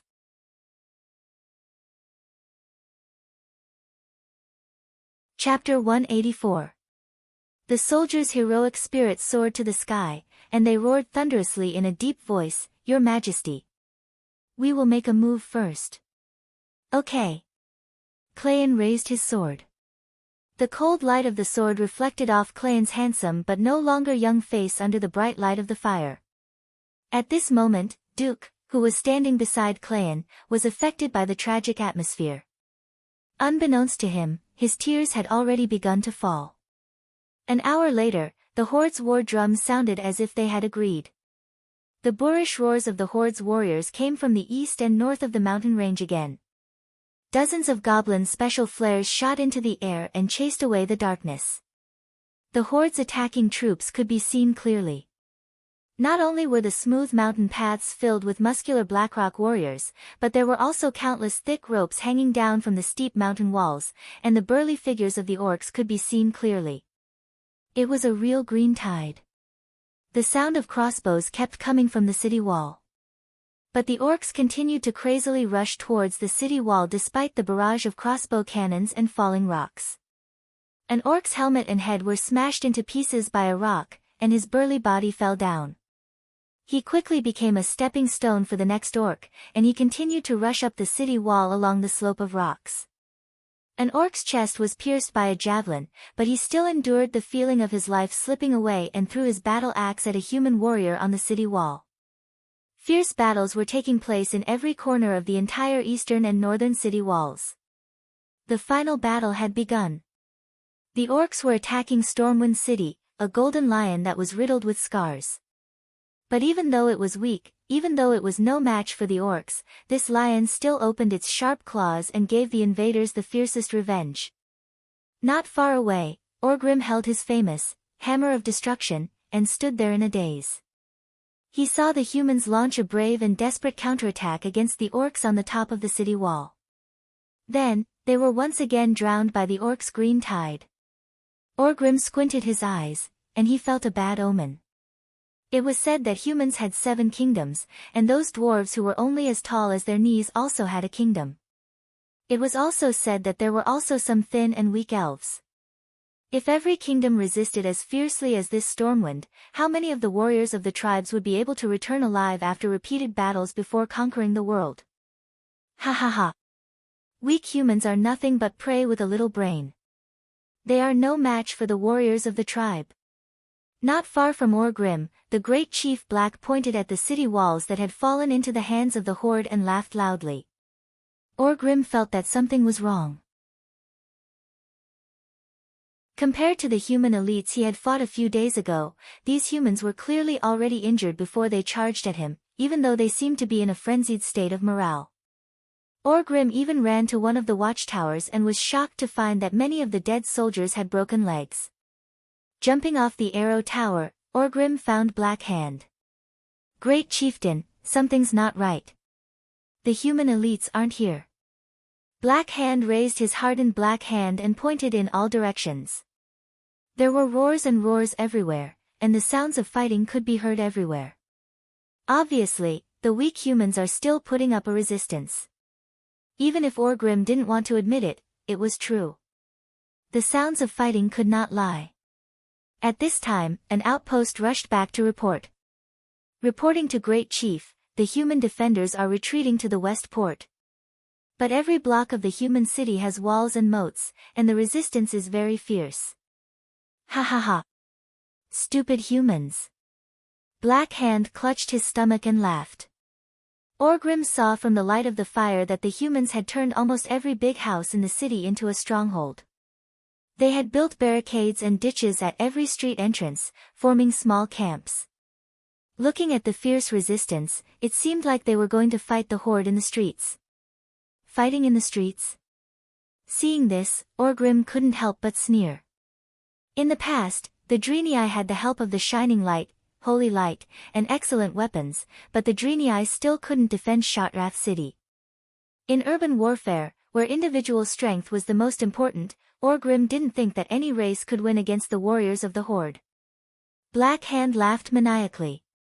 If the human cities had more defenses like the outer city walls, and they used all their forces to defend the city walls, then the Horde might have to pay more sacrifices. But these weak humans are stupid. They actually want to fight in the streets, ha ha ha. This time, it wasn't just Orgrim, all the chieftains around Black Hand laughed along with him. Ha ha ha. No warrior is a match for the strongest warrior, the beast men. In urban warfare, the javelins and cannons are useless. The humans are dead. Black Hand waved his huge hand. Attack through the night, we can't let a single human escape. You can take the other spoils of war, but leave the head of the opposing chief to me. Yes. The chiefs of the small and medium-sized tribes were overjoyed. They listened to the order and dispersed, returning to their own tribes to command their troops. Orgrim.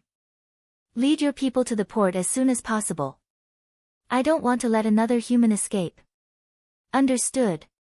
It would be a lie if the beast men weren't tired after days of attacking the city. But the high feeling of conquering the enemy's city made every single beast man feel invigorated. There was no more discipline, no more cooperation. The beast men that remained near Stormwind City came out in full force. They slaughtered their way through every street and alley in Stormwind City. They killed anyone they saw, and if they saw something new, they would take it. Looking at the shiny gold and silver, the beast men didn't think much of it. They just felt that it would be nice to melt them and make them into tooth ornaments. But when they saw the superior weapons of the humans, especially the sharp battle axes, the beast men would often fight each other to fight over these rare spoils of war. Because this was the moment of victory, and also the blessing of the chief. The rough roars of the beast men and the long line of raised torches filled every road and every street of Stormwind City. The sound of reckless footsteps gradually replaced the sounds of fierce fighting. No beast man cared where the humans went. Perhaps the humans were hiding in those big houses called churches and trembling. On every ugly green face, besides malevolence, there was also brutality and ecstasy that had been suppressed for a long time. Victory. Even though the humans had caused them a lot of trouble, victory was victory.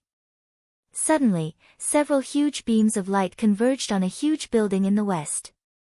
The golden lion flag on the building, which was as tall as a building, shone resplendently. At the same time, the beast men heard a strange sound.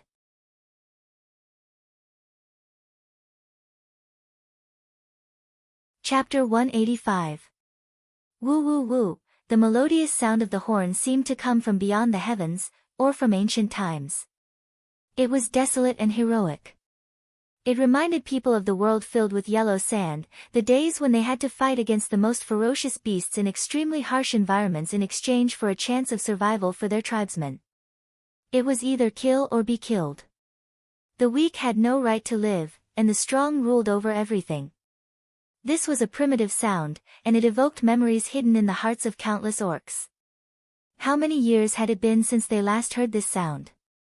Makara. All orcs knew that when a warrior challenged a chief to replace his position, he would use the most sacred duel ritual, Makara. One-on-one. The winner would get everything. Not many people knew that this, Makara, which was used to resolve conflicts between orcs and decide who the chief would belong to, could also be used against hostile races. Of course, there was a prerequisite. Chief Black Hand of the Horde. On behalf of our king, King Lang Rin of Stormwind City, who is also the chief in your eyes, I challenge you to, Makara. Do you dare to accept the challenge? Duke's voice echoed in the night sky of Stormwind City. No one knew if it was magic or something else, but this shout in orc language was clearly heard by the 100,000 orcs attacking Stormwind City. Great Chieftain Blackhand and Orgrim were walking on the streets of the old Stormwind sector with their bodyguards. Suddenly, their bodies trembled. Makara? Humans actually knew Makara. Almost instantly, Orgrim spat in his heart. It was that lowly traitor Garona who taught him again. Duke's voice continued, our human king is different from your chief. Our king is not the strongest warrior. That's not important. Our king and our strongest warrior are here. As long as you defeat our strongest warrior, Anduin Lothar in, Makara, our king's head will be yours with both hands. We will wait for you at the place where the light pillar is.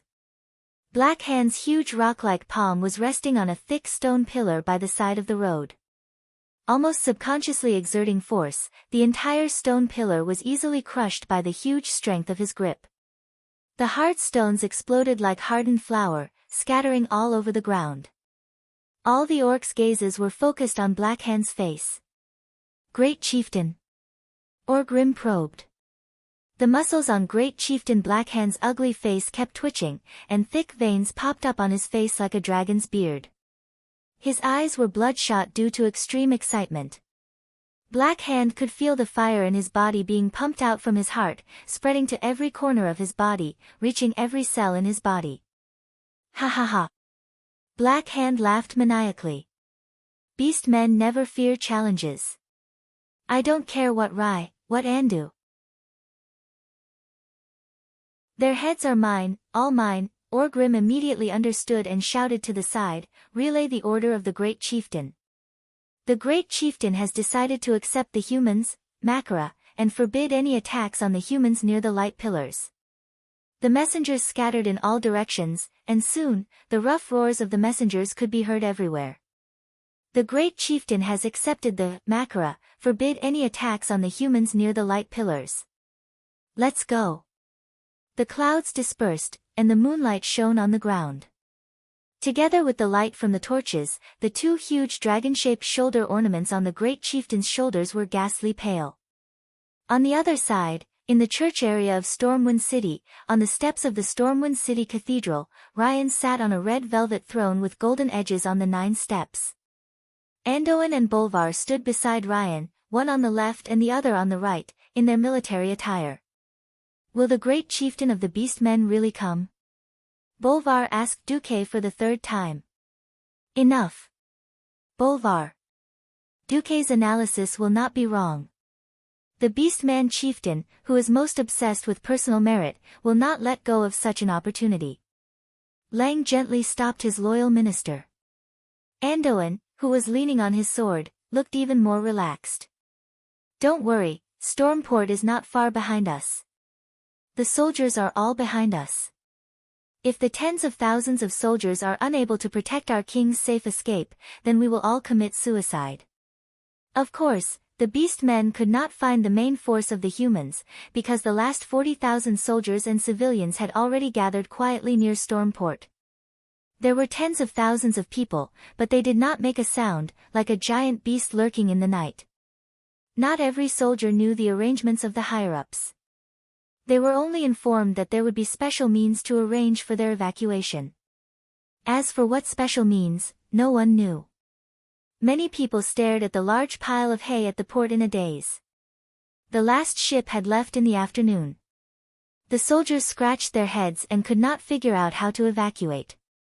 Fortunately, since they had been ordered to bring up the rear, the soldiers were mentally prepared to fight to the death. However, the open space from the church area to the port was really not conducive for humans. Moreover, the soldiers did not have any heavy weapons on hand. If they fought with the beast men here, it would be a one-sided massacre. The commander of the Griffin Legion, Tom Simois, who had met Duke once before, still did his best to place the shield-wielding heavy infantry and spearmen against the sea, setting up a formation in the direction of Stormwind City.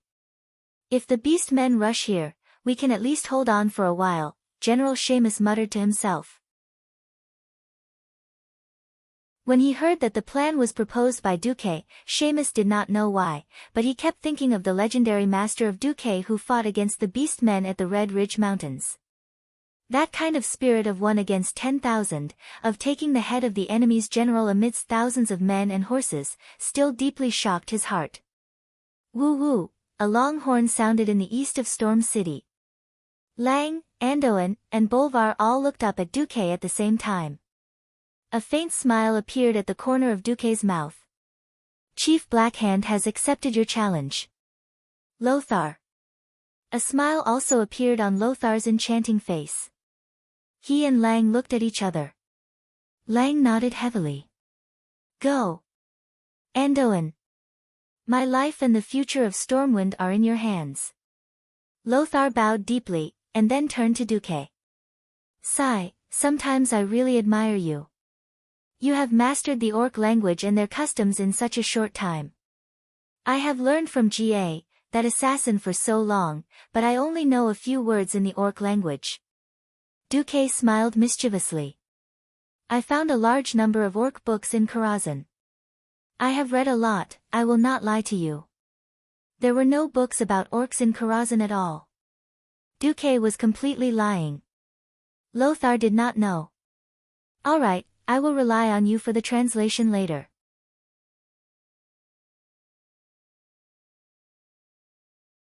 Chapter 186. The once peaceful and tranquil Stormwind City had now become hell. Deer antlers were everywhere, and trenches were everywhere. Almost every sturdy building in the city had been transformed into a bunker with sandbags, gravel, and wood. The soldiers who acted as suicide squads used all sorts of methods to attack the invaders. The javelin throwers hid behind a window on the 3rd floor, continuously shooting at the attacking beastmen. In the beastman army advancing along the main road, there were beastmen who were shot and fell to the ground. But the beastman soldiers did not care, and only continued to attack fiercely. Whether it was the human barricades or the bunkers that had been transformed from mansions, the various beastman clans fought to launch wave after wave of attacks. The green tide flooded one position after another. First was the capital of the Draenei, Shotrath City, then the human Stormwind City. Which city would it be next? The beastman soldiers did not think too much about it. The sense of pride and glory from conquering the enemy's capital had long made the beastmen lose their minds. Most of Stormwind City had already fallen into the flames of war, but the human positions were layered like a woman's dress. Every time they tore apart a position, they would see the next one. They did not even have time to plant the clan's flag. A human position that was responsible for providing cover would definitely throw a rain of javelins. That kind of mutual cover, like an endless line of fortifications, gave the attacking beastman commanders a headache. The bloodletting of the tribes was unknowingly expanding. Just as the battles in every area were extremely fierce, a huge and silent army came straight to the Stormwind City Church District. Over here, with the huge and beautiful Stormwind City Cathedral behind them, nearly 1,000 royal guards stood with swords in hand, waiting in formation. Over there, the great chief Beastman guards, who were more burly than normal beastmen, with an average height of nearly 3 meters, came forward with great chief Blackhand and Orgrim. These elite beastman guards wore thick black leather armor that covered almost their entire bodies. They wore ferocious shoulder guards that towered into the sky with sharp bone spikes. On their heads were full iron-horned helmets that were meticulously made by the best beastman laborers. In one hand, they carried a huge battle axe that they had collected from the humans. In the eyes of these humans, the huge battle axe that required 2 hands to lift was just a one-handed axe in the hands of the elite beastman guards. Lang narrowed his eyes. The green crowd parted to the left and right like a tidal wave. Great Chief Blackhand, who was over 3.5 meters tall, walked forward with Orgrim, who was holding the Hammer of Destruction. Stepping on the green bricks of the church district, the bricks under the great chief's feet groaned under his heavy weight with every step he took. Blackhand stopped 30 meters away from the stairs. Its eyes that were larger than a bull's eyes scanned the humans from left to right. His gaze easily locked onto King Lang, who was wearing a golden helmet and golden armor and was extremely flashy. "I am the great chief of the tribe, Blackhand. Are you the great chief of the human Storm clan?" Blackhand's booming voice shook everyone's eardrums. Naturally, Blackhand spoke in the orc language. Lang, Lothar, and the others all tilted their heads to look at the translator, Duque. "This guy is the orc chieftain Blackhand. He's asking about your identity, your majesty," Duque replied politely. "Tell him," Lang said. Duque bowed slightly and turned to Blackhand. With his left palm facing up, he made an introduction gesture and said in the orc language, "Blackhand. In front of you is the honorable king of Stormwind, Lang Rin. He is a distant descendant of Thoradin the Great, the only human empire from 1,000 years ago. He is now the leader of the alliance of the 7 human kingdoms." Duque's translator had gone off topic on purpose. No one in the tribe knew the human language, and no one in Stormwind City knew the orc language. It was just a matter of a few words from Duque. Duque's tone was no different from the introduction of the ceremonial officer. No one realized that Duque was about to do something bad. Duque then pointed at Lothar. "And this is the direct descendant of Thoradin the Great, the strongest human warrior, Sir Anduin Lothar." Seeing Duque introduce himself, Lothar stood at attention, unsheathed his sword, and held it vertically in front of his chest. Blackhand was a simple-minded guy. He blinked, pointed at Lang, and replied in a booming voice, "You mean, Lang is not only the chieftain of this clan, but also the chieftain of the 7 clans?" Duque quickly repeated Blackhand's words. "Reply to him. Use a more dignified tone," Lang said softly. Duque used a chicken feather as a token of authority. "Blackhand. His Majesty takes pity on your low brain capacity. Well, anyway, you simple-minded guys can't tell the difference between a clan and a kingdom. Suit yourself. If you think His Majesty Lang Rin is the chieftain, that's fine too." Blackhand did not understand what he meant by low brain capacity, but he felt that it was a curse. He was angry.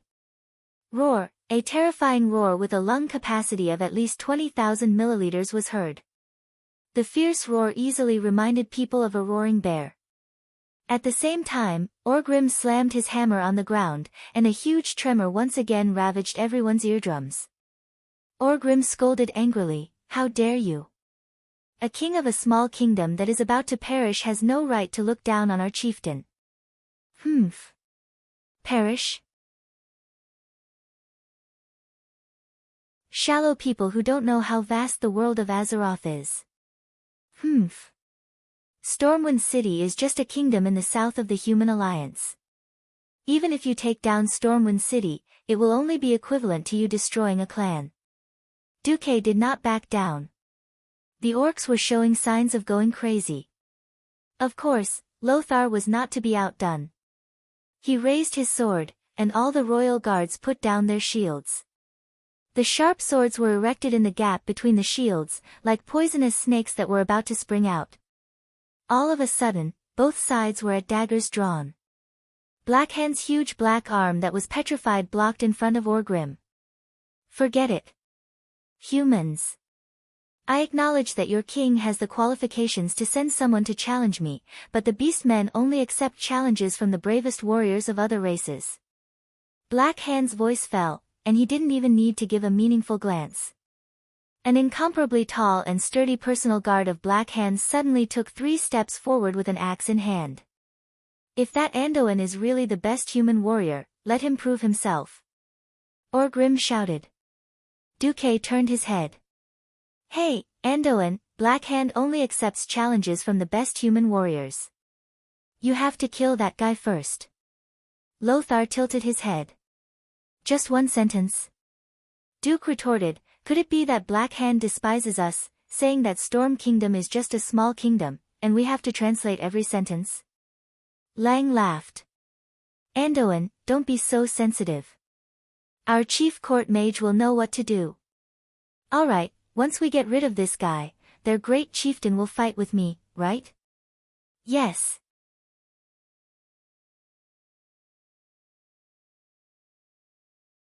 Chapter 187. Lothar leisurely walked down the stairs. His metal boots stepped on the marble stairs, making a clanking sound. It doesn't feel good to be looked down upon. Did I not kill enough orcs on the battlefield? Lothar mocked himself as he walked. Later, you can hold Blackhand's head and look down on the orcs. Duque was the one who orchestrated all of this. He let Blackhand fight Lothar, who shouldn't be fighting now, but Duque was full of confidence. In the original history, Blackhand died a rather useless death. After Orgrim used torture to get the location of the Shadow Council, Orgrim decisively challenged Makara, under the witness of thousands of orcs. In that duel, Blackhand had the absolute upper hand. The huge rock hand completely ignored Orgrim's hammer and easily beat Orgrim up. However, the cunning Orgrim suddenly made his move. During the duel, he suddenly looked behind Blackhand in shock as if he saw Ghoul Dan. His mouth also seemed to say Ghoul Dan. Blackhand, who was all brawn and no brains, actually believed it. That moment of distraction immediately gave Orgrim the chance to smash his head with his hammer. Ha! The great chief Blackhand might be really powerful, but Blackhand was a brainless child. If Lothar really couldn't beat him, then Lothar's name should be written backwards as Salo Induin. It had nothing to do with the honest, righteous, and heroic young man Duque. The orc guard charged. Once that huge body charged, it was no different from a charging rhinoceros. That kind of terrifying pressure would make a timid person pee in their pants. Close. Close. Even closer. The huge double-edged battle axe suddenly chopped down. Under the moonlight, it created a cold arc. It was a terrifying force that could split a grown man, along with his shield, into 2 halves from head to toe. However, Lothar used a Marseille spin. Forgive Duque for using a football term to describe Lothar. However, after seeing through the enemy's simple and brutal attack route, Lothar instantly made a gorgeous turn. This action reminded Duque of Zidane, it was equally dashing and full of artistic beauty. Noxus turned around with his left leg as a fulcrum and easily dodged the thunderous axe strike. He then held his sword in a reverse grip and gently pushed it forward as if he was playing with a sword. The sharp king's sword pierced through the gap between the orc guard's helmet and armor as he turned slightly to the right. Blood splattered everywhere. The blade of the sword pierced through the orc guard's jaw without any resistance and went straight through his brain. Until the moment of his death, the orc's eyes were still filled with confusion and shock. Lothar's long hair, which was fluttering due to the rapid rotation, lay meekly on his shoulder under the effect of gravity. He easily killed the enemy, and his hair was not messed up. Handsome. So cool. Furthermore, it was an instant kill. He gently pulled out his sword and let the dead orc's huge body fall with a loud bang. Blood spurted out from behind him. Noxus swung his sword and the dirty blood beads fell on the floor tiles. Lothar walked slowly toward Black Hand. One step, another, and another. With every step he took, his unparalleled domineering aura became stronger. SSSSS. The orcs gasped in unison. They had the same thought, this guy is indeed worthy of being the best human warrior. Ha ha ha. The chief Black Hand let out a burst of hearty laughter. He was not the slightest bit angry because of the death of his guard. Instead, Lothar's gorgeous steps attracted his attention. Pushing aside the guards in front of him, Black Hand strode forward proudly. Ha ha ha ha. Not bad. You're not bad. Indeed, you're qualified to challenge me. Duque's translator said, Andoin, this arrogant guy has agreed to fight you. Lothar stood 10 meters away from Black Hand and smiled. Duque, tell this guy to smile more while he can. I don't want him to still have that ugly smile on his face when I cut off his head. Duque translated. Black Hand didn't care at all. Mocking each other before the battle started was definitely a part of the duel. Tell this human warrior that as long as it's a warrior's head, I will preserve it well. Before Duque could translate, Lothar had already cursed, you can deal with the harsh words yourself. God knows if he'll think that I'm going to kiss his shoes if I call him a coward. Orcs don't wear shoes. Duque shrugged. Lothar rolled his eyes at Duque. Duque said helplessly, all right. Black Hand. We humans are much more civilized than you. Lothar said that he'll cut off your head and seal it in ice to ensure that it's fresh and intact. If any humans knew that Duque had translated it like that, they would definitely complain, how civilized can that be? However, the orcs did not care. Perhaps it was the strong enemy killed by Makara that had the value of preserving the enemy's head. At this time, Orgrim held the Blackrock clan's flag with one hand and strode forward, handing it to Black Hand. The great chief seemed to casually throw the flag on the ground. He looked straight at Lothar, then at Duque. Duque understood. Your Majesty, the orcs throwing the flag means that they're sacrificing the glory of the entire clan. For the duel to stand, we have to do the same. Lang nodded. A flag-bearer behind him walked down the stairs with his chest puffed out. He handed the golden lion flag with a blue background and golden edges to Lothar, who had sheathed his sword. Lothar took the flag and threw it out as well. It happened to be on top of the Blackrock clan's flag. Of course, the orcs did not realize Lothar's intentions. Makara. Orgrim raised his arms and shouted. His voice was like thunder. Orgrim's roar was followed by hundreds of thousands of orcs. In an instant, thousands of orcs shouted in unison, Makara, Hugh, Hugh, Hugh, Hugh. Every orc raised and put down their weapons, making a primal and heroic sound. Of course, Stormwind would not back down. King Lang stood up resolutely. He held his shield in his left hand and slammed the king's sword on the shield. Bang, bang, bang, bang, thousands of royal guards did the same action. Cold light flashed. Every lion emblem on the shield looked like a ferocious lion roaring. The warriors of Stormwind used this method to create an aura that was not any weaker than the hordes. In the air, it was as if thousands of swords and axes were clashing fiercely. Invisible sword shadows filled every corner of the night sky. Come, Lothar drew his sword again. Under the strong night wind, his hair fluttered in the wind. From afar, Lothar's hair looked like a lion's mane. Ha! The great tribal chief strode toward Lothar with heavy steps that shook the heavens and earth.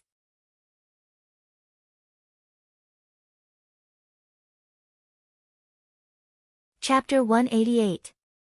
If the orc guards were like rampaging rhinoceroses, then Blackhand's attack was like a speeding heavy tank. His violent and unstoppable aura had shaken the 4 digits of human warriors on the scene. The great chief Blackhand, who was nearly 3.5 meters tall, was a giant among both humans and orcs. Some people might think that a giant like Black Hand would be slow in his movements. In fact, any enemy or challenger who had this thought would have their heads crushed by Black Hand. High strength meant slow speed, and high speed meant low strength. This formula didn't apply to Black Hand. Not only was Black Hand fast and strong, but he also had an advantage that no one else had: his weapons were his hands. People often said that a person wielding a sword was like an extension of his arm, and that was a very high level of mastery. However, no matter how agile a weapon was, it was impossible for it to be more agile than one's own hands. Black Hand had an advantage. Back then, when he helped Orgrim pull Doomhammer out of the lava, he almost lost both his arms. Not many people could withstand the blazing heat, and there was a shocking amount of fire elements. If it was an ordinary person's arm, it would have been charred into charcoal and broken in the lava. However, Black Hand's willpower, strength, muscles, and natural resistance to fire were all extremely powerful, and he managed to withstand the inferno at the mouth of the volcano.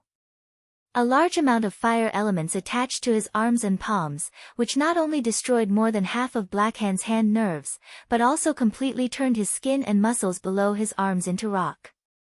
That pair of heavy and shiny black hands had a strange luster that was between stone and metal. Although every joint below his arms could move flexibly, it was obviously beyond the realm of a living creature. If someone was stupid enough to chop off Black Hand's arms, the last thing that would fall off would be his head. Of course, Noxus wouldn't fall for it. Duque had repeatedly reminded him that if Noxus fell for it, then he wouldn't be Noxus, but an idiot. Noxus also dashed toward Black Hand with small steps. In the next second, a strong gust of wind rose from the ground. Before Black Hand made his move, no one would have thought that this great tribal chief's left arm's casual grab, such a simple sweep, would possess such terrifying might. It was an earth-shattering feeling that should only appear when the entire building collapsed. Just that gust of wind alone was enough to crush every inch of muscles on a person's face, teeth, and other bones. He couldn't even open his eyes, let alone see what was in front of him. For a moment, Duque had the illusion that Lothar had been killed without any suspense. It was too scary. That was a power and speed that the poor human imagination could not comprehend. That feeling was as if the other party had picked up a church door and slammed it down horizontally, turning you into minced meat. The last sentence that remained in your mind was impossible. Fortunately, Duque's rationality dispelled his hallucinations. If he had really made a move just now, he would have disrupted this incomparably sacred duel in the eyes of the beast men. That would truly be a disaster. Lothar dodged and pounced like a ferocious tiger, then rolled forward on the ground to the right, avoiding the great chieftain's ferocious left-hand sweep. Not only that, but Noxus also used the blade of the king's sword to pull Black Hand's thigh that was as thick as a bull's thigh. Blood splattered. A long bloodstain appeared on the great chieftain's left thigh. Black Hand's leg armor did not play any role at all, as if the precious leather armor was just a thin piece of paper that could be torn to shreds. But this was not the end. Black Hand actually swung his right fist, turned around like a whirlwind, and suddenly punched down from the top right to the bottom left. There was a loud sound that was close to a sonic boom in the pitch-black sky. The fist that came crashing down was not like a giant stone object at all, but more like a blazing ball of lava. The release of fire elements that was equivalent to a mage throwing a fireball. How was this possible? Obviously, within a certain range, Black Hand had the power to control the fire elements. His domination level was quite high, even higher than the sky mage Duque. Duque's heart froze in an instant. If it wasn't Kilrog Deadeye, Orgrim, and Samuro who surrounded him when he went to set the fire a while ago, but Black Hand. If he was tricked by him, perhaps he would really have to run for his life. The temperature was comparable to that of lava. The power to kill with a single touch. Either of these 2 points would result in death. Every human warrior forgot to breathe as they stared at Lothar's incomparably small figure in front of Black Hand. However, Lothar still managed to dodge it. It was a strange movement that was a little like a spring bouncing back. He slammed the shield on the ground with his left hand, and used the recoil force of his arm to bounce off the ground. Lothar's entire body actually rose into the air, and he barely dodged the fist's edge like he was juggling. With a loud tearing sound, the armor under Lothar's left rib was grazed, and the entire piece of armor that was at least 5 millimeters thick was torn off. It was even easier than tearing bread with his hands. A 1-meter-wide pit of flames suddenly appeared on the ground. SSS. Lang stood up in shock. Every human warrior broke out in a cold sweat for Lothar. Only Lothar stood up and curled his lips nonchalantly, as if the guy who almost died just now was not him. Ha! I'm liking your head more and more. Andoin. Black Hand laughed maniacally while ignoring the wound on his thigh, and continued to attack Lothar fiercely. Duque translated. Me too, Lothar said while dodging in a flustered manner. He was clearly a warrior, but it was as if he had activated the bandit's special skill, evasion. He had a 100% dodge rate. Duque translated again. Okay. Okay. Let's fight each other. The speed of Black Hand's hand that had turned into rock suddenly increased greatly again. It was almost as fast as the sword sage's blade storm. However, Black Hand still couldn't deal any effective damage. It was impossible for Lothar to dodge every attack. However, as he took quick and accurate steps, he danced the epic-ranked shield on his left arm. His agile footwork, ingenious angle deflection, accurate unloading, and perfect use of various warrior skills allowed Lothar to be on par with Black Hand. No, that's not right. Because Black Hand's attacks were more extensive, Lothar's ghostly attacks left more than 10 wounds of varying depths on Black Hand. Following Black Hand's intense movements, every wound on his body was bleeding. Yes. He's bleeding. For a while, Black Hand could rely on his tyrannical body to hold on, but as time passed, the scales of victory would definitely tip in Lothar's favor. That was provided that Lothar didn't get hit by a heavy blow. That was the difference in size.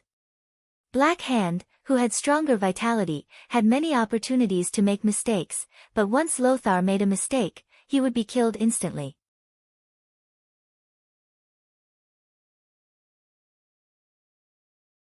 Chapter 189.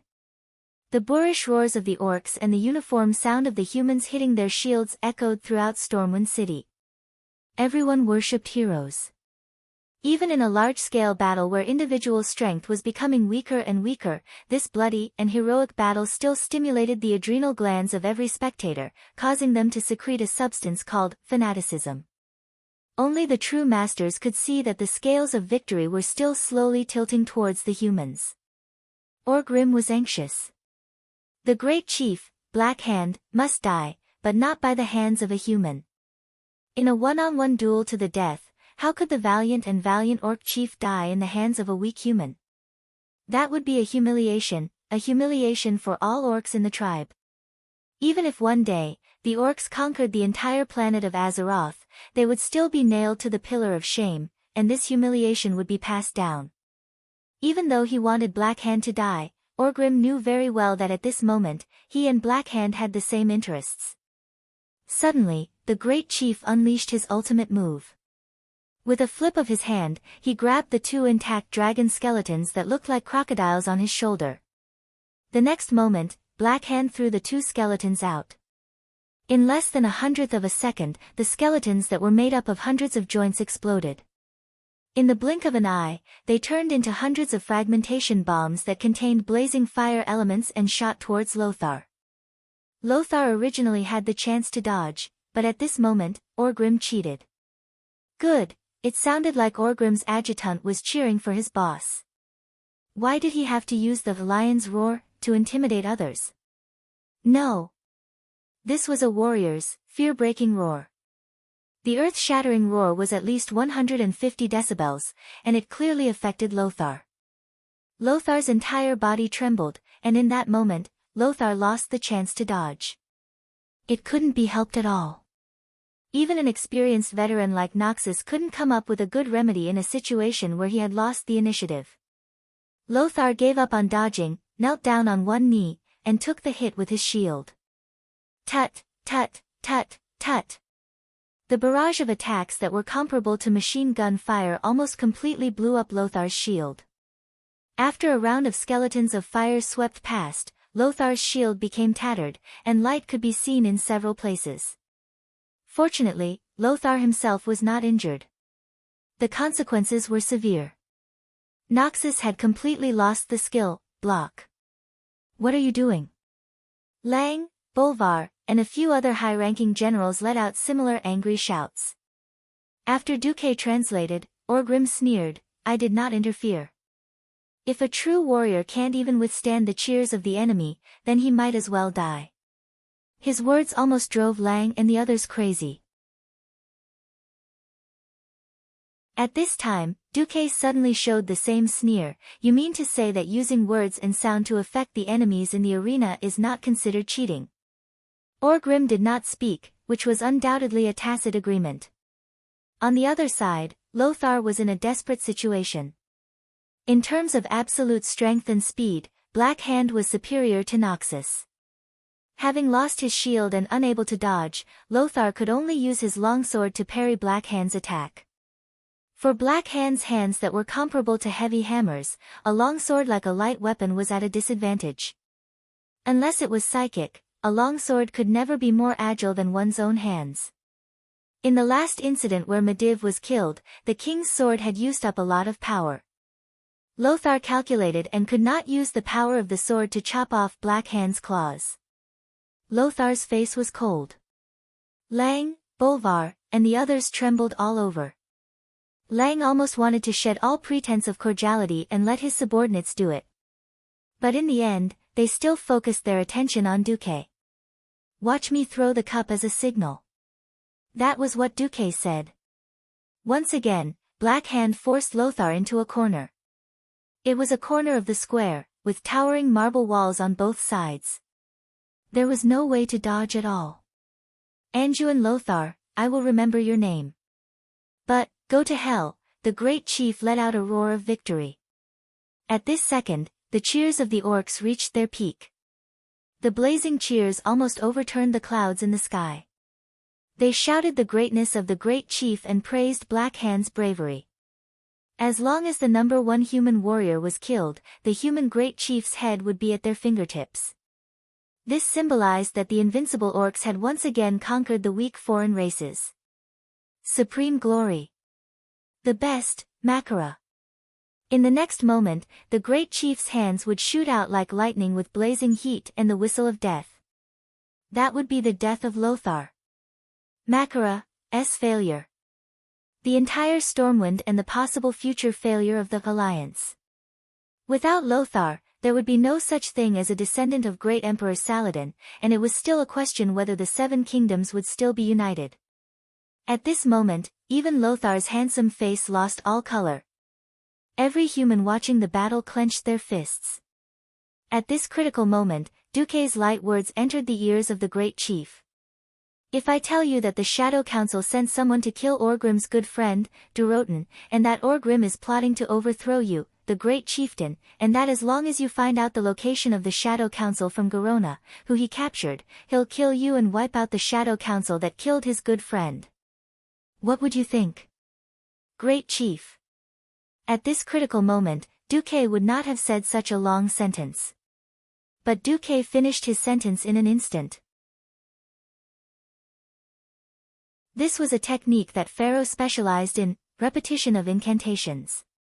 Extract all the important syllables from a long sentence and compress them into one, making a long incantation into a short paragraph.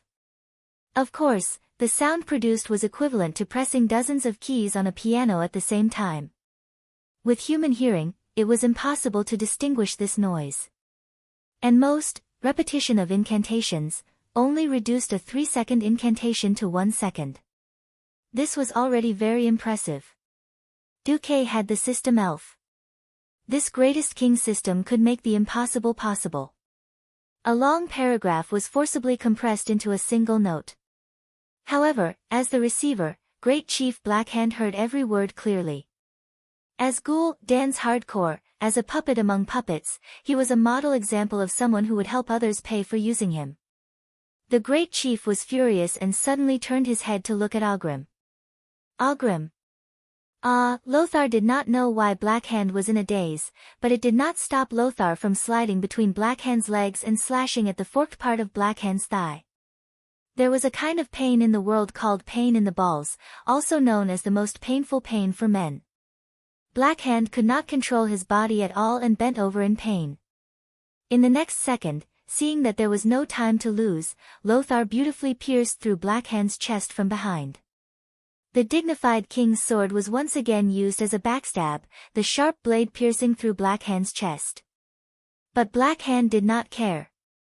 He pointed at Ogrim and let out the last roar of his life, "You traitor!"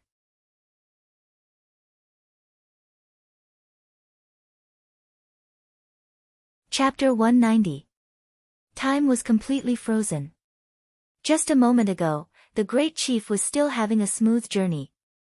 Countless beastmen were cheering for the great chief's victory. The enthusiastic cheers almost shot up into the starry sky. On the other hand, everyone on the human side was sweating profusely. They couldn't wait to attack and kill the monstrous great chief who was about to kill their great hero, Anduin Lothar, on the spot. The next moment, the plot took a 180-degree turn. Lothar, who was supposed to be killed, miraculously turned the tables. First, he taught Blackhand a lesson with a sword that hurt to see, then followed up with a beautiful backstab. Everyone could see that the great chief was about to die. In this duel, Lothar had the last laugh. A few seconds later, the beastmen who seemed to have been choked by the neck suddenly became even more restless. No, this was no longer a restless, this was a complete riot. At first, none of the beastmen could accept the great chief's death. Why did the great and invincible great chieftain die at the hands of a weak human? Even if this human looked very agile, courageous, and heroic. Because of their blind worship of the great chief, none of the beastmen could accept it. However, the great chief's roar before his death gave all the beastmen a reason. The two sentences added up to, "Orgrim, you traitor." Traitor? Why would Orgrim, who was so loyal to the great chief, become a traitor? Did Orgrim do something to the great chief? The beastmen's simple thinking circuits could not wrap their heads around it. But that was not important. Duque played the role of a facilitator. In the houses on both sides of the beastmen's gathering, someone suddenly shouted in beastman language, "We are the Shadow Destroyers." At least a third of the beastmen present were stunned for a full second. When they came back to their senses, they immediately swung their axes and machetes at the Blackrock warriors beside them, especially Blackhand's personal guards. At the same time, a huge flaming cup appeared in Duque's hand. Duque threw the huge cup at the place where Blackhand's personal guards were the most concentrated. Immediately, a series of tragic cries rang out. King Lang and Bolivar were the most embarrassed. In any case, their expressions could be translated as, "Damn it, is this really a sign to throw a cup?" Nothing else mattered. What mattered was that Duque had sent a signal. In the surrounding rooms, nearly 100 people shouted in the orc language, "Avenge Durotan." Along with this shout, dozens of Frostwolf clan flags were raised in the houses next to them. At this moment, all the beastmen warriors of the Blackstone tribe who were still in a daze just a moment ago understood. Why did the great chief lose? This must be Orgrim's doing. Everyone knew that Orgrim and the Frostwolf tribe's chieftain Durotan were sworn brothers who had gone through fire and water together. However, after passing through the door of darkness and arriving in this world, Durotan was exiled by his entire tribe because he opposed Gul'dan.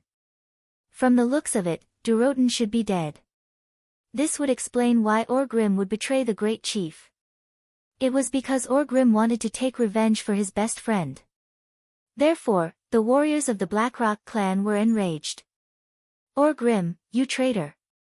Have you forgotten the great chief's kindness? Orgrim! Have you forgotten that the great chief sacrificed his own hands to help you fish up, Doomhammer? Orgrim, you are not worthy of being a great beast man." Orgrim, you actually colluded with the humans to murder the great chief. The angry roar reached the sky, and it could be heard clearly from a few blocks away. This time, not only the Blackrock clan, but even the other clans who were looting and burning heard it. Orgrim was completely dumbfounded. His mind was filled with question marks. The matter of rebellion was an absolute secret.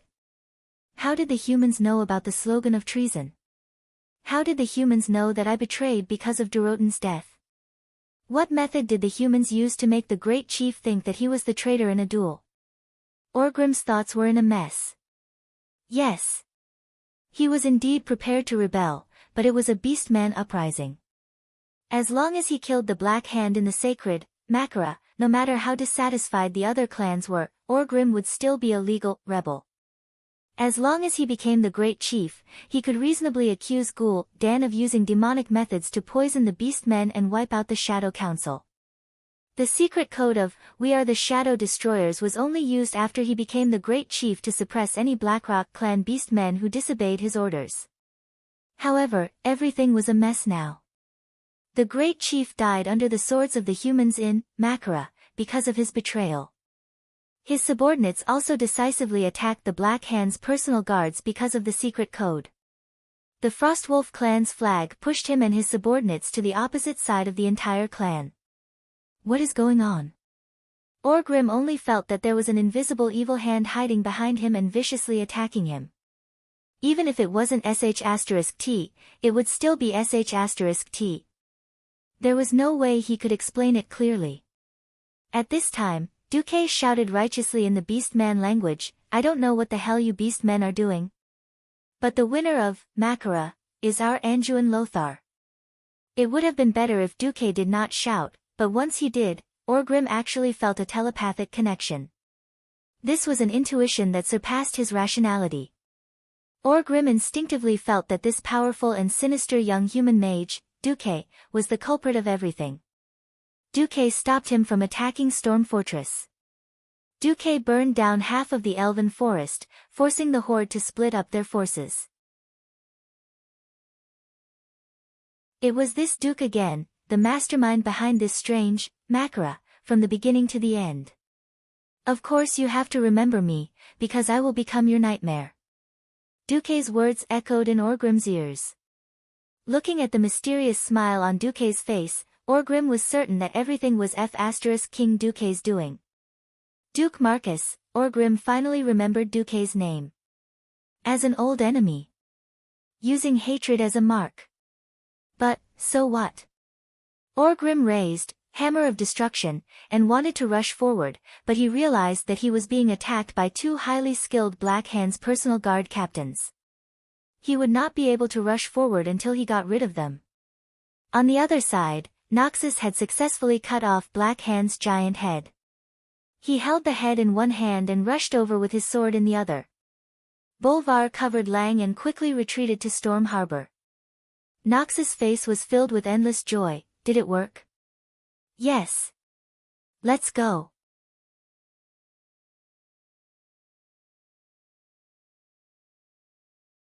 Chapter 191. Everyone at the scene knew the weight of the great chief's head in Lothar's hands. If King Lang had been defeated in the capital and fled to Southshore, no matter how many soldiers he had saved and how many people he had protected, Lang would still be a useless king in the eyes of the other 6 kings. This humiliation would follow Lang for the rest of his life, and it would even affect the young William. In the history, even if Lang had been assassinated, he was still the king who defended the country and the hero in the hearts of the people. Even if Lothar and William were despised everywhere, no one would blame Lang for his death. In this life, Lang had survived thanks to Duque's efforts. Since Duque had protected Lang from Garona's assassination, he would not let Lang die in battle for the sake of his reputation in Stormwind City. After Lang died, Stormwind lost its backbone. Now, the situation was completely different. The Great Chief's head and the tribal Great Chief's battle flag that Lothar had asked the guards to pick up were enough to prove that Lang had been defeated with honor. The battle flag, which was decorated with the teeth of large beasts, was obviously different. Even if they had lost the capital, every Stormwind citizen could still go out and say to anyone, "Our great hero, Lothar, chopped off the tribal great chief's head." However, everything was orchestrated by Duque. Without Duque's orc connection, no one would have thought of using such a method to lure the great chief out. Even the most picky person could only give Duque a thumbs up. Lothar was indeed a hero, as he was able to kill the great chief, Black Hand, despite the huge disparity in strength and speed. Everyone knew that Duque was the real hero. "Give me the head." Duque waved his hand. Lothar tossed Black Hand's head to Duque as he ran. Chilling cold. Duque waved his hand, and an extremely cold aura instantly enveloped the head of the great tribal chief, who was spinning in midair. In the next moment, Magician's hand caught Black Hand's head, which was frozen in a transparent block of ice. The heavy work of moving the enemy leader's head was naturally done by the guards. "Take the head and the flag and leave first. I'll bring the first squad to cover our retreat." Lothar did not let down his guard. He put on a shield and led the troops to retreat cautiously.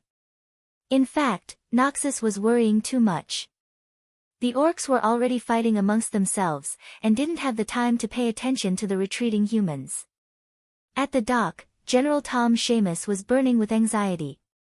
When he saw Lang's war flag and the royal guards at the city gate of Storm Harbor, he hurriedly led his troops to meet them. "Your Majesty, your safety is more important than anything else." General Seamus was so emotional that he was about to cry.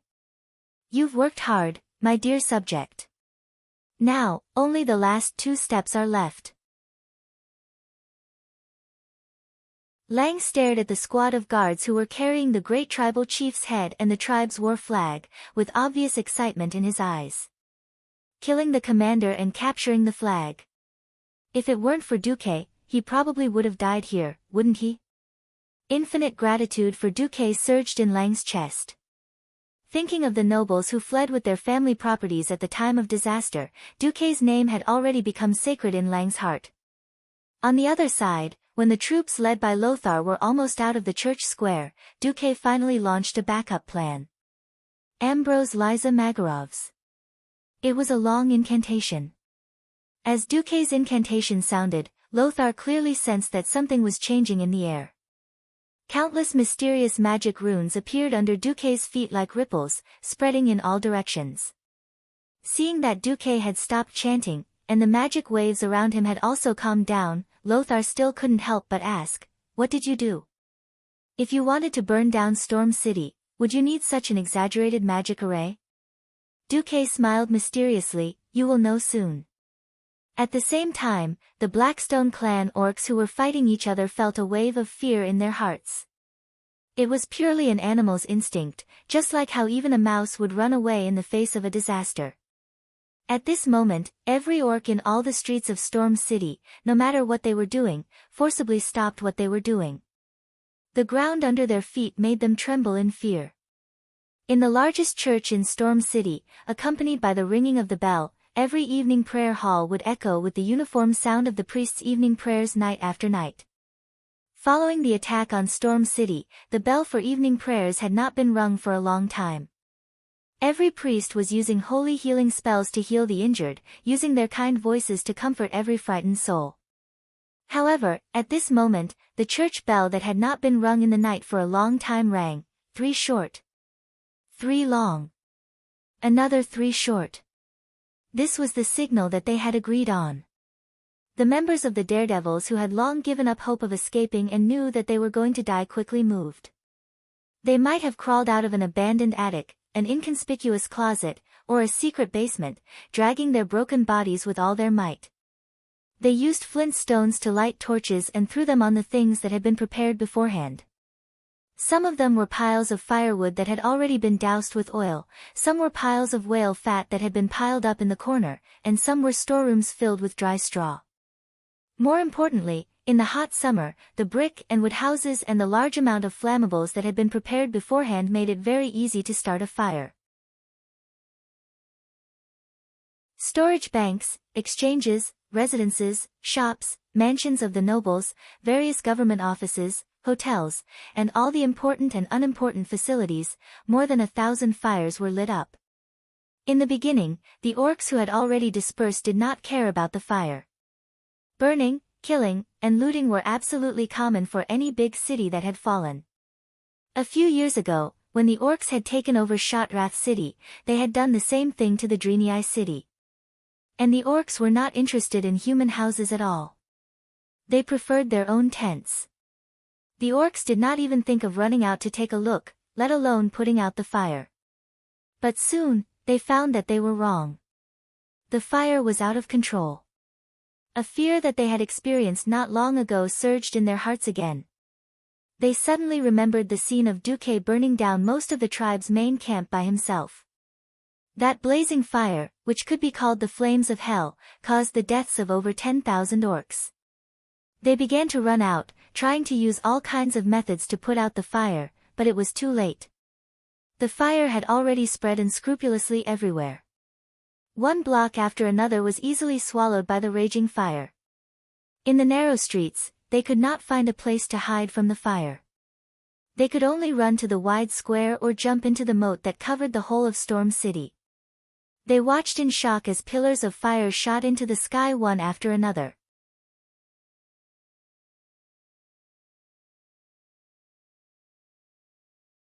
Chapter 192.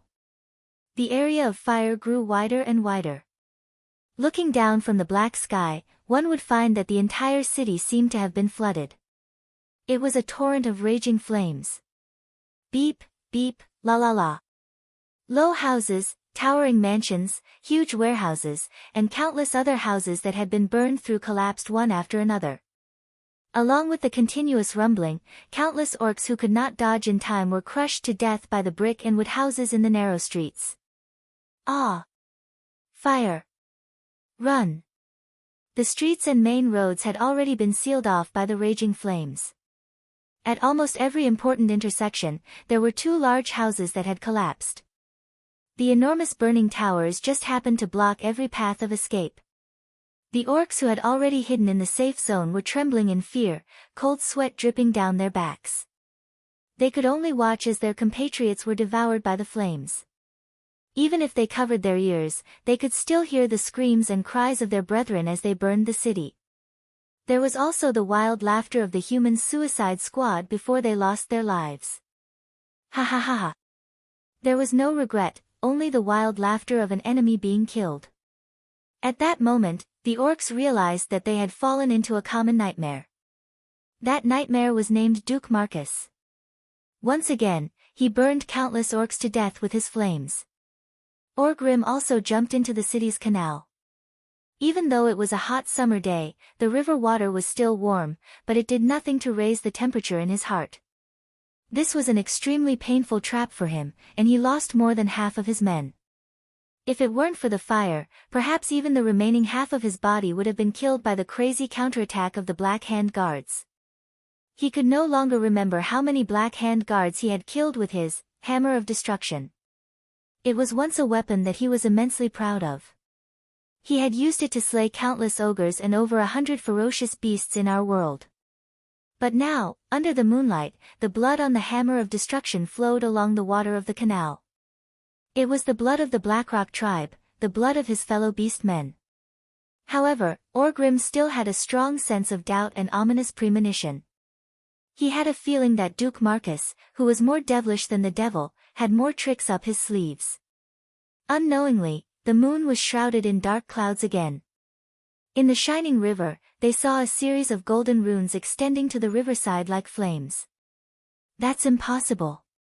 Orgrim couldn't help but scream, "Get to the shore. Quick. Otherwise, it will be too late." Orgrim frantically called out to his men, his brethren. His subordinates obeyed. Even if they were a little unwilling, they still climbed up to the shore. Not far from the bluestone path along the riverbank was the city wall that had been roasted by the blazing Flame Street district until even the bricks had turned red.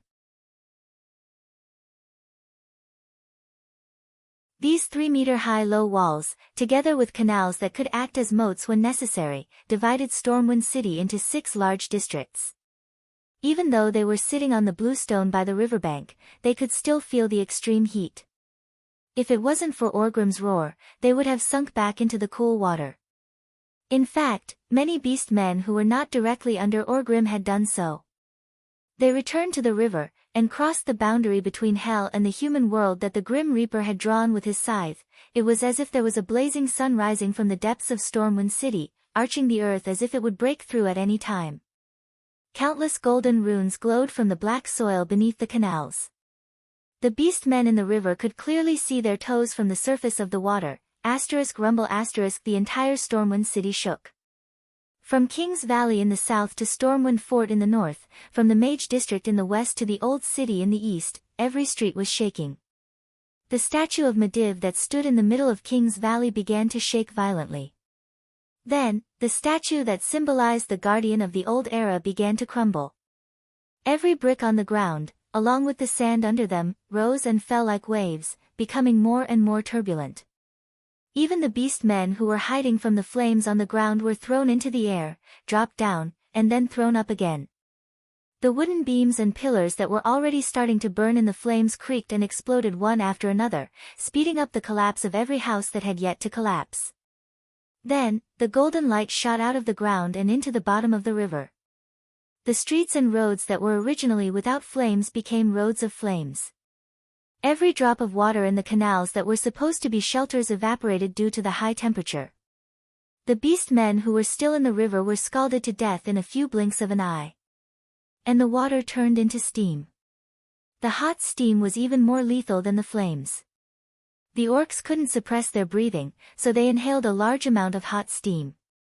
The steam destroyed the alveoli in their lungs, making them feel like they weren't breathing air, but fire. Even the beast men who climbed up to the riverbank could not escape the fate of death. They only lingered on for a little longer than their brethren in the river, and then followed in the footsteps of their brethren. All the beast men in Stormwind City screamed in agony, and then everything returned to silence. In the city, there was only the crackling of the raging flames, and the crackling of pillars, bricks, and glass falling to the ground. Other than that, the entire city fell into a deathly silence. How many beast men could survive? Not 1 in 100.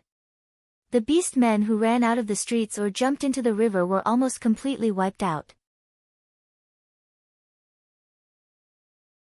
Only a small number of beast men who were trapped in the fire managed to escape the scythe of the death god. Orgrim did not die. With his high fire resistance, he managed to withstand the flames, but a lot of his hair was burned off. Climbing out of the fire that was no longer as hot, Orgrim saw the charred corpses that filled the streets and riverbed. Duke Marcus, he had never hated a person as much as he did now. Even when he received news of his best friend Durotan's death, Orgrim still controlled his emotions. But this time. Only this time. Orgrim completely hated a human. He was the new guardian of Stormwind, Duke. I will kill you. I swear, even if I have to chase you to the ends of hell, I will kill you. I will peel off every piece of your flesh. I will eat you alive. I will break every single bone in your body and crush them. I will, woo. On the scorched ground, Orgrim knelt down dejectedly. It's over. The elites of the Blackrock clan were all burned to ashes. Even if there were still many Blackrock tribe members in the camp, they would no longer be the strongest tribe in the horde.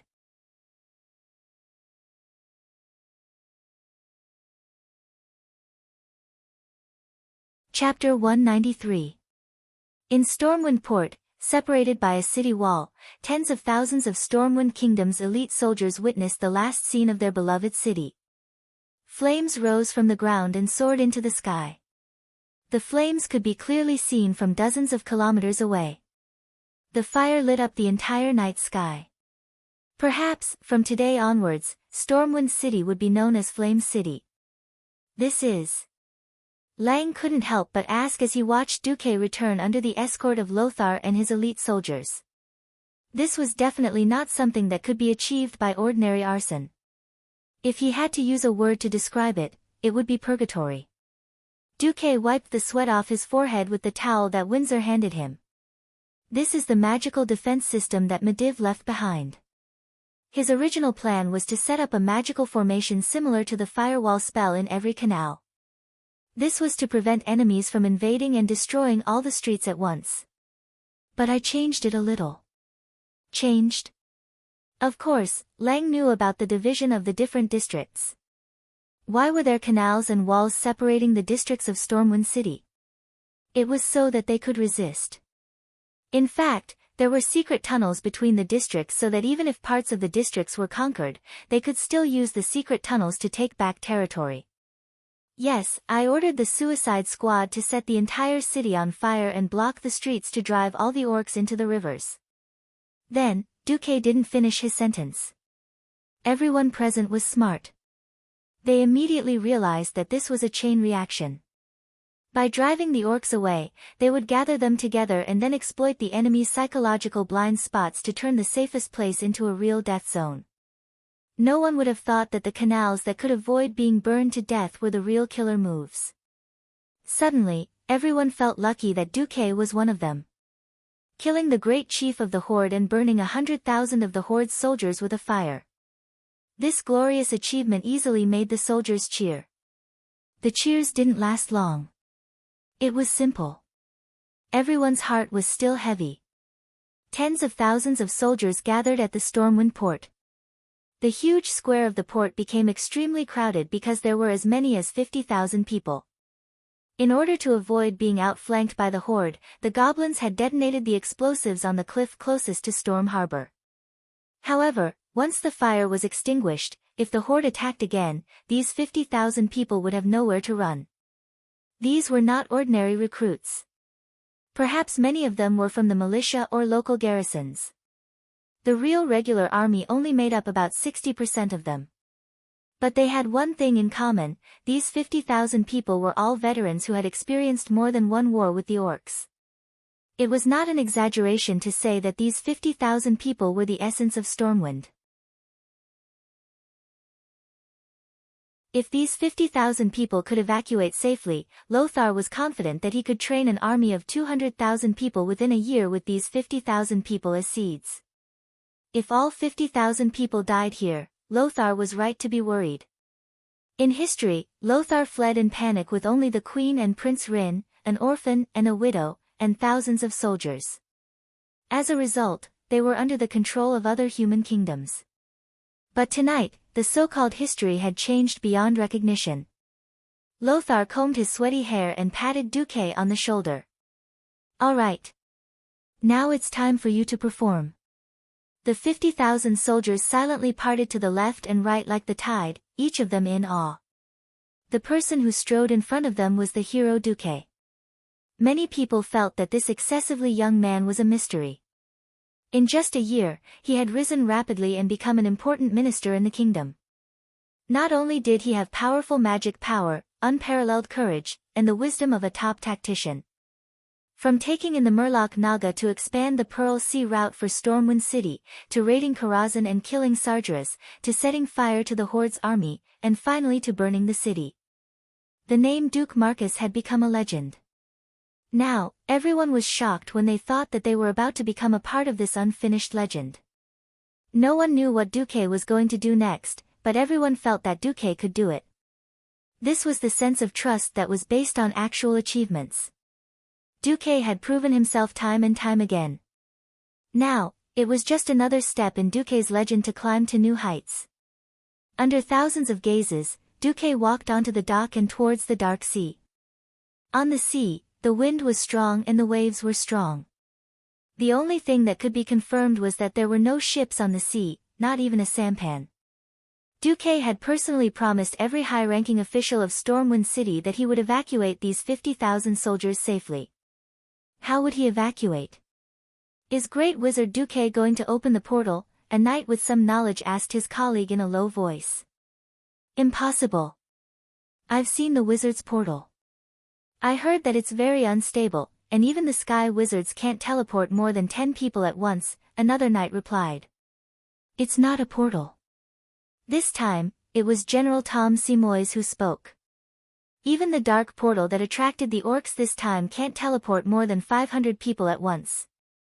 not to mention 50,000 people. Unknowingly, Duque had already walked to the end of the dock. Ah!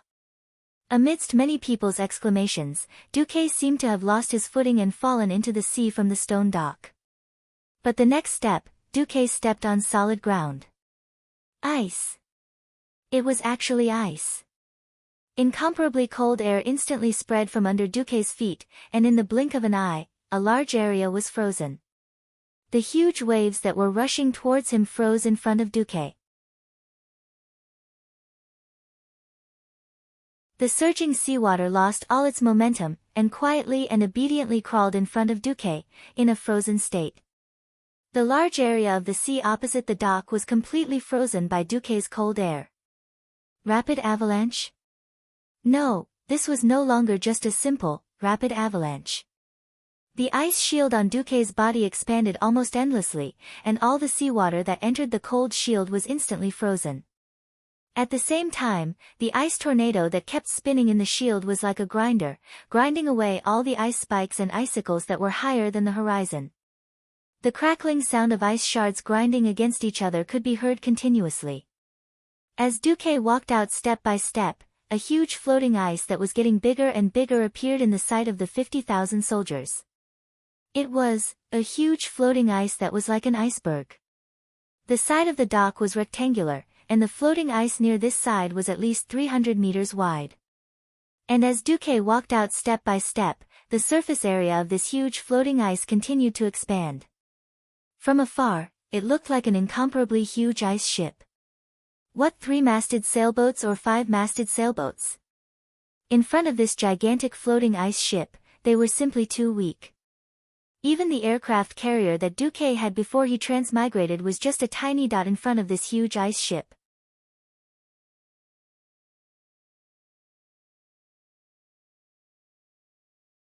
Chapter 194.